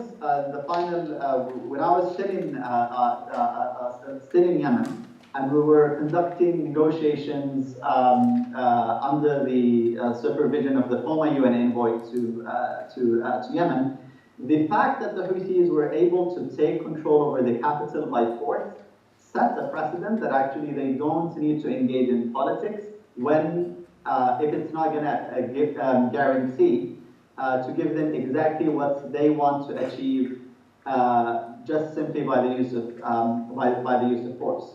This meant even when the president escaped house arrest from the Houthis in January 2015 and in February 2015 and went all the way to Aden, the Houthis were just gonna repeat what they did in September. They're gonna use force again, use the military camp, use their alliance with Saleh, and eventually reach to Aden, and that's exactly what they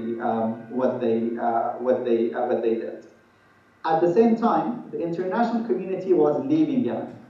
Most of the foreign, especially Western embassies, were closing their offices in Sana'a. So instead of actually pushing forward towards a political transition, they were leaving, while you have other forces are coming in.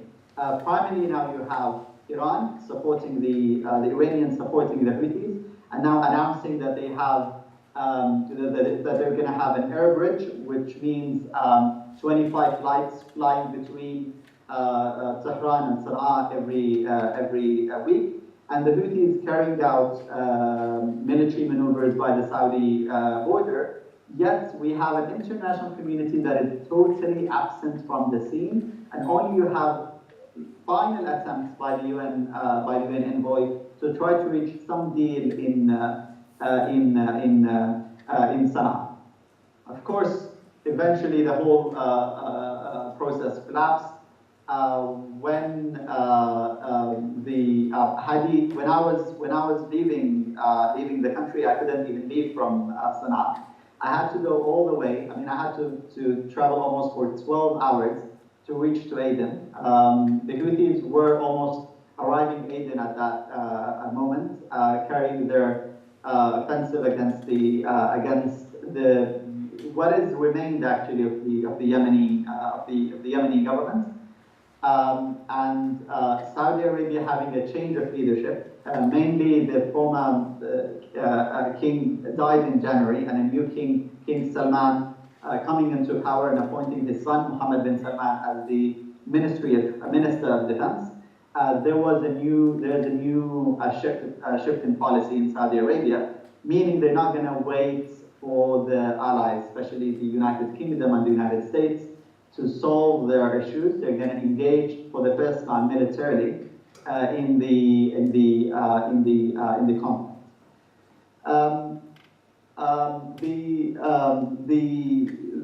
the result, of course, of the intervention is what we are now seeing. You have a government that is still not able to get back into Sana'a, so still not in control over the capital. And you have other members of the coalition, this time the United Arab Emirates, trying to enforce or support other groups who actually who are actually fighting in some areas the Yemeni government itself. There are some areas where the Yemeni government can claim it has control, especially in the eastern part of the country. But that is still not enough to claim you have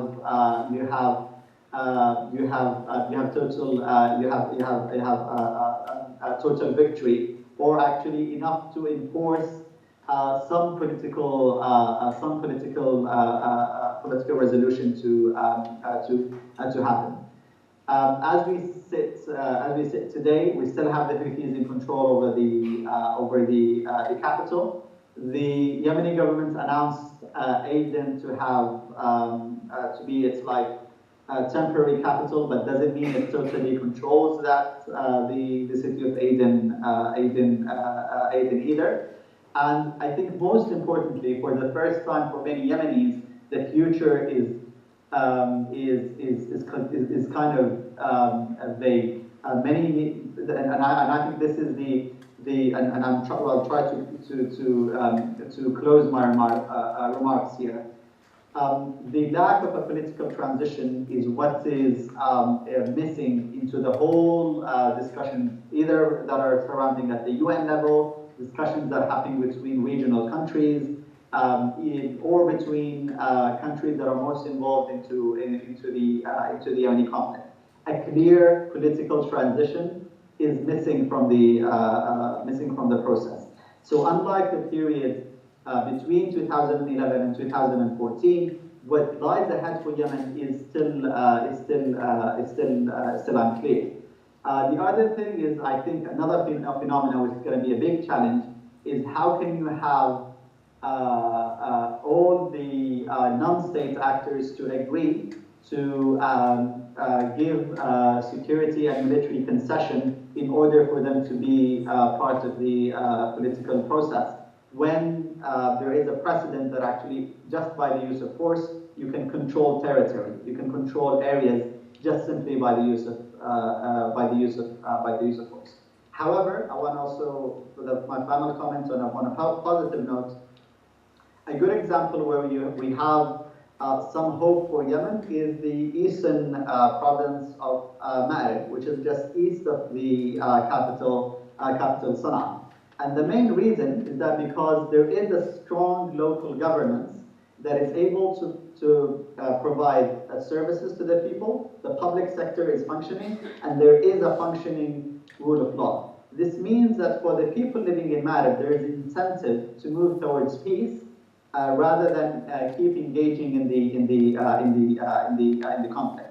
Which means if there is an attempt to have a comprehensive approach towards the Yemeni conflict, you may have a similar model of federalism working in the country, where people have incentive because they have some control over the decision-making process, the local governments functioning, like what's happening in Ma'rib, that could drive them, that could be an incentive to move them towards peace, rather than engaging with non-state actors and driving the conflict even further.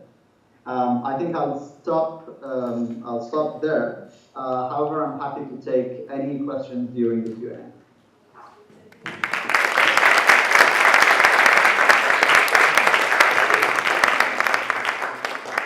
Thank you very much, Baraa, Shiban, for your very interesting remarks.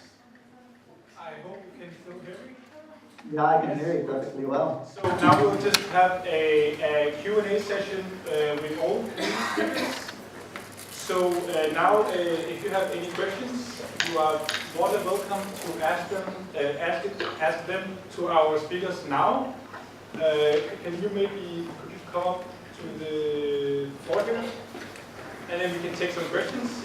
And if not, I have one question, but I hope you might have some questions. And yeah, you can maybe say to who you're asking the questions, or if it's to everyone. Yeah, it's a question there. Yeah, I have a question I think is for all three of you. I think we've had some sort of conflicting answers in this about the actual role of Iran. I don't know if you could elaborate on how you actually see Iran working in Yemen. Did you hear that, Baraa? No, I didn't. Sorry. So if you could elaborate on the role of Iran in this conflict. Okay. And yes, Baraa, would you like to elaborate on that? Sure. There are two things that I can say to the role of Iran, and I'll focus first of all on the ideology. The Houthi movement by itself is a mixture of two things. The Houthi movement ideology is first of all they have capitalized on some grievances within the Zaidi community in the north of the country, and the Zaidi community almost represents 30 to 35% of the Yemeni population. However, the Yemen before 1962 was an imamate itself. However, the other aspect of the Houthi movement, they are influenced by the politics of Iran after 1979. The founder of the Houthi movement himself went to Iran many times, and actually he himself in 1986 considered joining one of the brigades that were fighting the Iraqi army back in 1986. So that influence, whenever you talk to the Houthi leadership or to their members, they're influenced by the messaging of Iran. They're influenced by that ideology. By that, you could say, for them, anti-Western, anti-Western, anti-imperialism ideology that Iran and the leadership in Iran capitalize on almost in all of their speeches.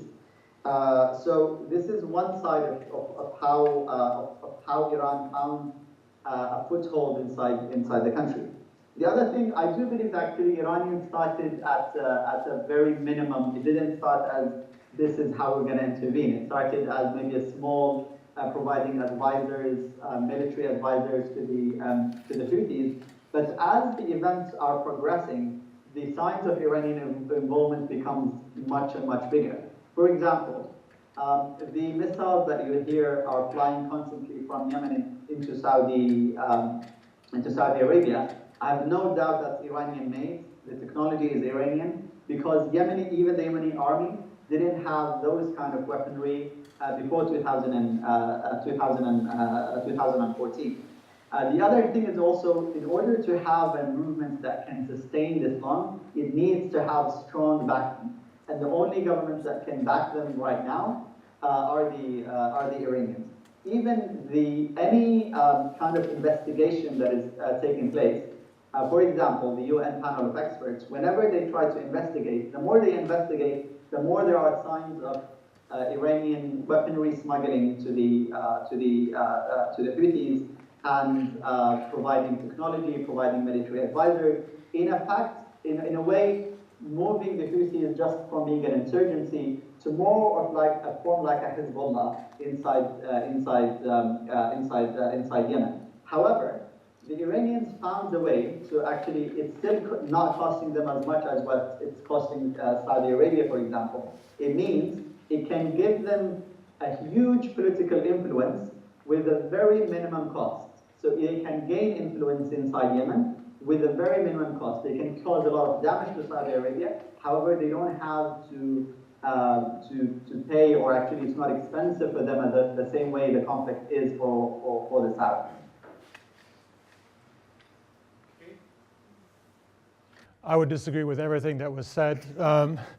From the domestic political standpoint, that's just rhetoric coming from opponents to a rather concerted efforts to change the trajectory of Yemen after 2011, to pit, in a rhetorical sense, us against the Iranians, I think actually doesn't resonate at all in Yemeni politics. There's no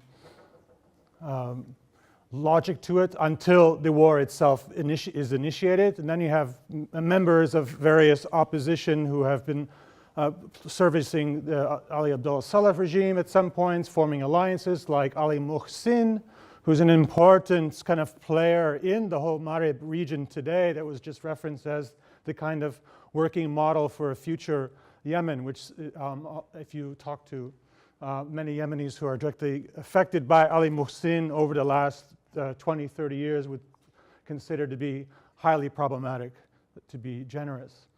Iran logistically has spent virtually no effort to actually put into play military hardware or otherwise. I think it's fairly clear that there's smuggling that goes on, but it's not weaponry. It's the kinds of things that keep a middle kind of tier who is just kind of hovering the margins of political opposition to just waiting out the war in Sana'a and other areas, food-wise. Fuel is a big issue in the north. Obviously with all the bridges and all the water wells and all the farms been destroyed, indeed even the food processing plants. Clearly from March 2015, the strategy has been to starve into submission the northern population. And so smuggling services the very important political role of actually providing food and certain kinds of food to a starving or almost starving population. Medicines also is an important element. Unfortunately for this line of arguments, you have to actually produce evidence. There has not been one Iranian killed on the ground. Quite a few Americans have been killed. We know about the thousands of Sudanese who have been killed. We know of the Emiratis who have been killed. There has not been one Iranian body produced to provide this kind of stunning home run kind of argument that Iran is responsible for this war and for its continuation. Now, if Iran did have somehow a conduit to provide weapons to the so-called Houthis, I'm pretty much sure they would provide anti-aircraft weapons like Stinger missiles, just like the Americans did through the Mujahideen in Afghanistan. That would change dramatically the dynamics on the ground if the northern resistance to Saudi aggression and Emirati aggression and Islah Party, if they could somehow provide those kinds of weapons, that would be a game changer. It was already mentioned by our esteemed colleagues that North Yemen, indeed entire Yemen, was a very, very well-armed country, a very well-armed society. Saada was notorious throughout the 60s and 70s and 80s as being kind of like the big market for weapons. You could actually go to Saada and buy anti-aircraft weapons. You know, those cannons that they put now on back of pickup trucks. 93 was my last time I was there, and I was offered all kinds of goody stuff. That's what tourists did, right? To go and hold a Kalashnikov and like, buy it for $50. So the idea that North Yemen was incapable of sustaining a long-term military campaign is also very suspicious and suspect. And so I'll leave it there. The evidence regarding the ballistic missiles, again, Yemen has had ballistic missiles. They used to fire it at each other in the civil war of '94. To suggest that Yemenis don't have the engineering capacity is also a little bit suspicious. Yemenis are pretty good at putting a lot of things together, and I'm pretty sure those guys who did get the training to service the missile capacities before 2009, let's say, who are still very loyal to a unified Yemen, are probably making makeshift do with the weapons that they've had in stock for many, many years. Can I just then, I will say, this is, I think, a pretty good example of, and it's also very enlightening that you ask the question, because it obviously shows that there are different narratives to the involvement of Iran. And it depends a lot on also the perspective that you have and who you represent, because clearly the element of Iranian influence is something that we hear a lot about. The US, Saudi Arabia especially have an interest in portraying the Iranian influence as substantial. I would tend to agree that their actual influence on the conflict as it takes place in Yemen has been limited.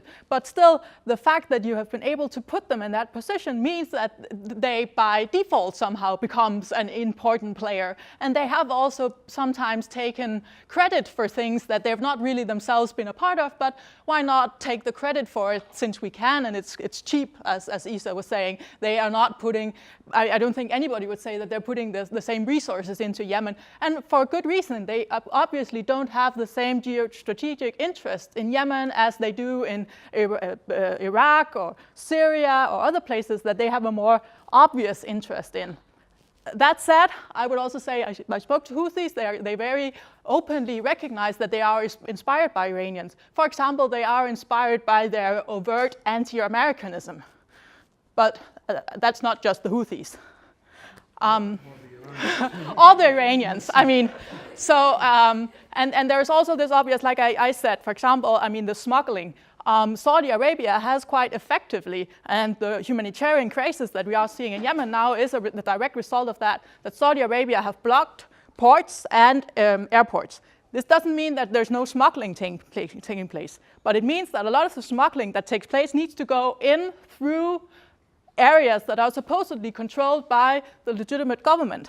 It also means that it is kind of difficult to smuggle in an entire missile. It's a pretty big thing. So people are saying, okay, but then they cut it up into pieces, and then they collect it and gather it, or they modify. Obviously, there are some things that are kind of difficult to document how it actually takes place if you buy that narrative of the Iranians supplying ballistic missiles. I would argue that they have obviously increased their interest in Yemen during the conflict. It's also true that they opened direct flights. That doesn't, I mean, Turkish also have direct flights. I mean, it doesn't necessarily mean that you have a strong strategic interest, that you have flights going between two countries. It also in itself doesn't mean that the Houthis are proxies of Iran. I think this concept of proxy is also kind of interesting. I mean, if you look it up in a dictionary, it's one party kind of directing another party, and that party kind of carries out the agenda. By no means I would describe the Houthis as carrying out the agenda of Iran in Yemen. The Houthis, they are a national group that carries out their own agenda. And as Isa also said, they are well armed, and they have proven before this crisis that they are quite capable of using those arms. So Baraa, Shiban, could you hear what our two other speakers just said, and do you have a comment to this? Yes, of course. Just by hearing the comments of calling the Northern Resistance, actually, I've never had anyone calling the Northern Resistance except the Houthis. Me, myself, I'm from the north of the country. I come from a Zaidi family, and the fact that actually, and I can see how the Houthi ideology is quite different from many of our communities, and how do they identify themselves. Regarding saying the Houthis don't have any similarities between Iran, just go listen to the Houthi leader speeches and look at their channel. Look at the guests who are the TV guests who come on the Houthi channel. They are literally the guests who come on Al-Manar TV, that of Hezbollah, and the Iranian-backed channel. The other thing is that this is not me saying that the Iranians are providing. I asked the audience to go and look into the UN panel of experts report, which was just published in January this year, and compare it between it and the report that the same panel published in January of last year, where they actually said that the signs of Iranian intervention are growing. This year, actually, they mentioned Iran in their report 111 times. That's not me saying that. That's the panel of experts saying that. Now regarding the Saudis, yes, of course, there are many uncalled for incidents that the Saudis caused, but that doesn't mean just to say this is including the aerial campaign, the blockade of goods into the country, but that doesn't mean that the Houthis didn't do similar practices. They did exactly similar practices, and in addition to that, they are the only group inside Yemen today, by the analysis of the UN Human Rights Commission, saying they are the only group that are planting landmines and they're manufacturing landmines. I don't know any manufacturing company inside Yemen that is actually producing landmines.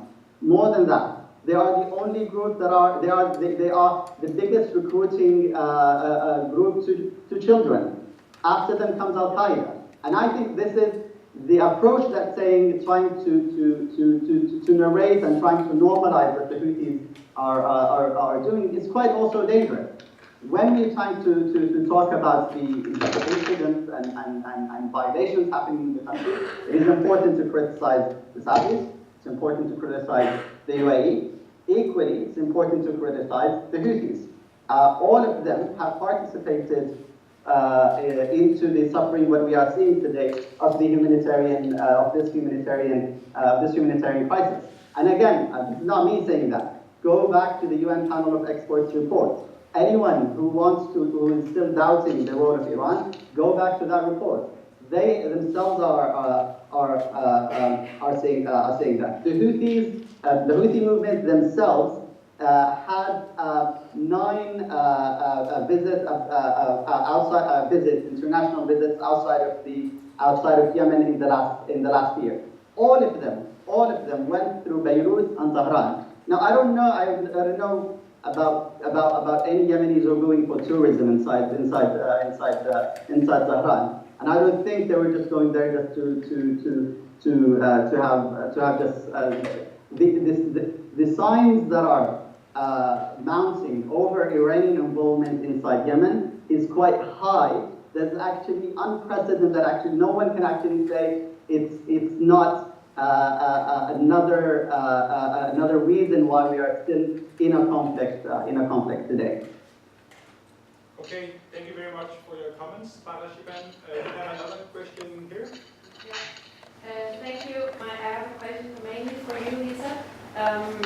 If you could elaborate on something you said in the presentation about how Yemen had comprehensive reserves of oil and how that oil extraction had been stalled or somehow stalled, and if you know if there's a strategy of reviving this oil extraction now that the power is changing. Also, can you elaborate on that? Yes, again, the fact that at the height of the Cold War, especially with the British leaving in '67, when the British had long, again, knew of the resources that were available at Hadramaut, but did not have the finance capacities to actually develop oil, which really became an investment opportunity with the rise of oil prices in 1973, or from 71 to 73. That really becomes then a possibility to develop infrastructure in areas that were not already developed in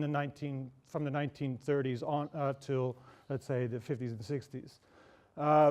The other problem was the territorial issues. This was an area that was actually not marked between Saudi Arabia, which after World War II had already become an aggressive ally of the United States at the expense of British influence in places like Oman, Abu Dhabi.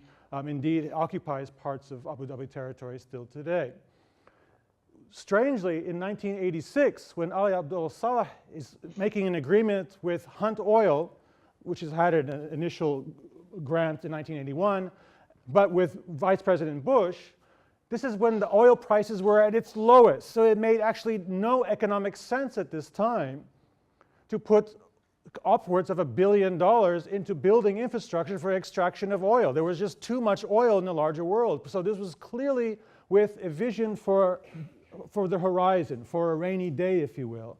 And subsequently, because of the 1986 period, when we had political turmoil in South Yemen, this was look, we know that they'd made overtures to Brazilian companies, to Soviet oil companies, to Chinese companies. Come here and build our, we need money, South Yemen was saying. Nobody wanted to touch, it would cost too much money. It just didn't make any economic sense again.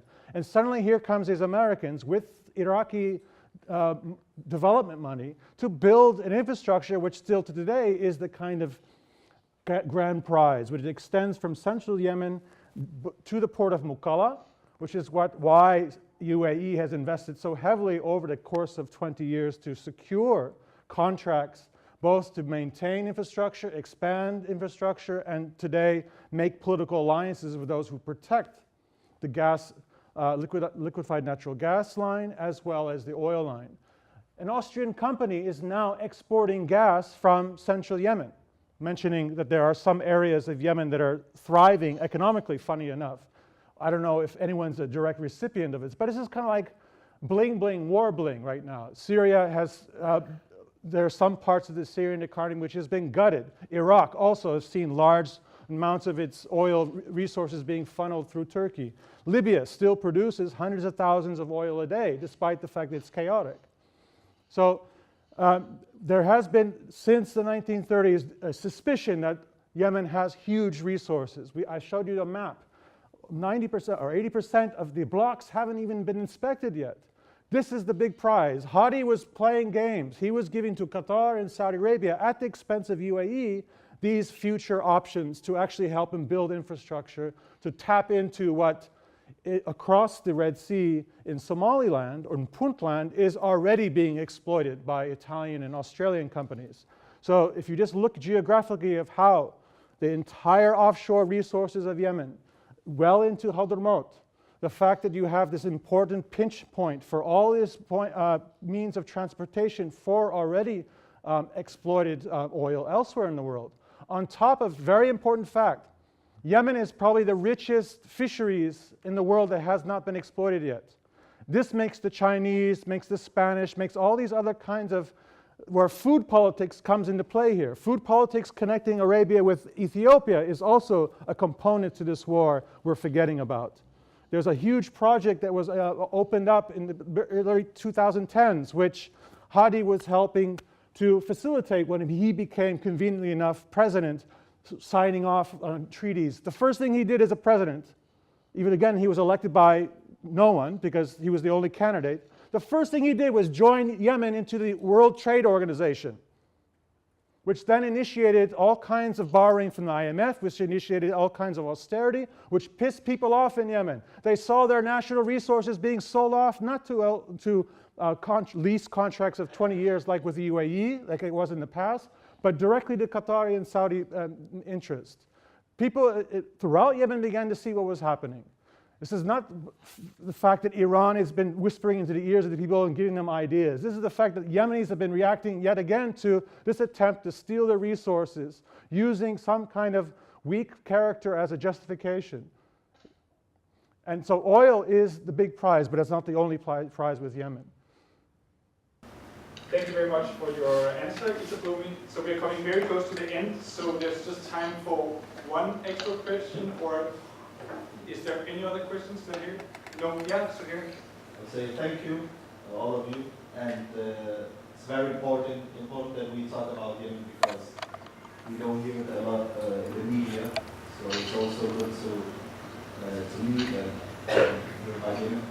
My question is to Isa, and maybe the other ones, maybe they know, which kind of weapons or missiles are being using by the Saudis and the US.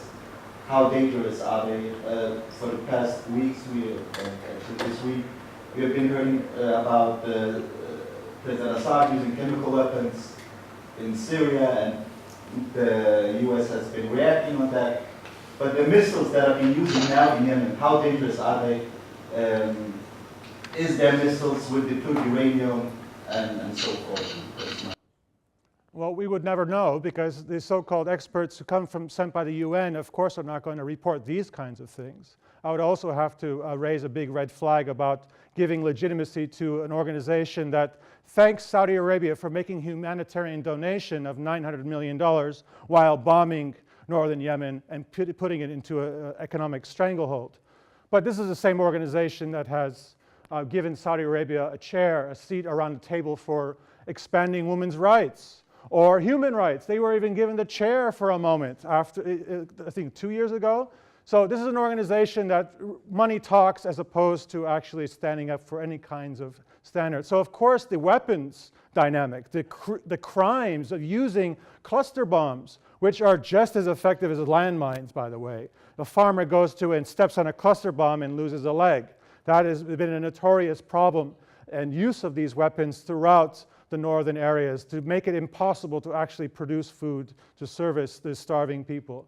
Phosphorus bombs, we know for sure. We've seen faces of these poor people in Sana'a and Saada who have been attacked by phosphorus bombs, which is also a banned chemical weapon. There have been some strange bombs, bunker-busting bombs that have hit some of the mountains surrounding Sana'a. Quite amazing pictures. Just type in neutron bomb Yemen and ask yourself, what the hell was that that was dropped in Sana'a? Again, we're not going to cannot expect the countries that are directly involved in this bombing to allow an international organization which has proven to be corrupted to investigate these things. So it's going to take a long time, if ever. Hell, we don't even know what they've dropped on Iraq. We don't know what they've dropped in the Balkans. They won't tell us even about that, which happened 20, 30 years ago. We have huge spike in cancer cases, however.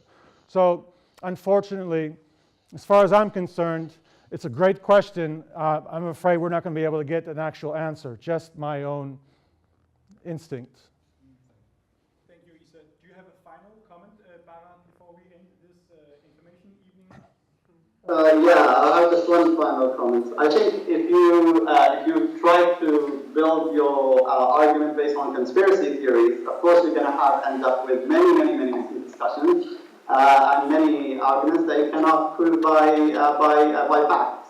What I want to say is that for the Yemeni individual, for the Yemeni citizen, I'm a Yemeni myself. I was part of the protest in 2011, and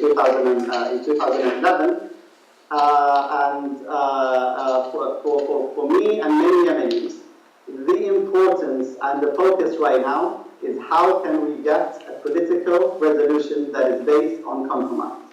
This compromise means that the Yemeni government, the international recognized government, will have to compromise reaching meaning that it will have to hand over power for a new leadership, a new government, in exchange for the Philippines to agree to this disarmament.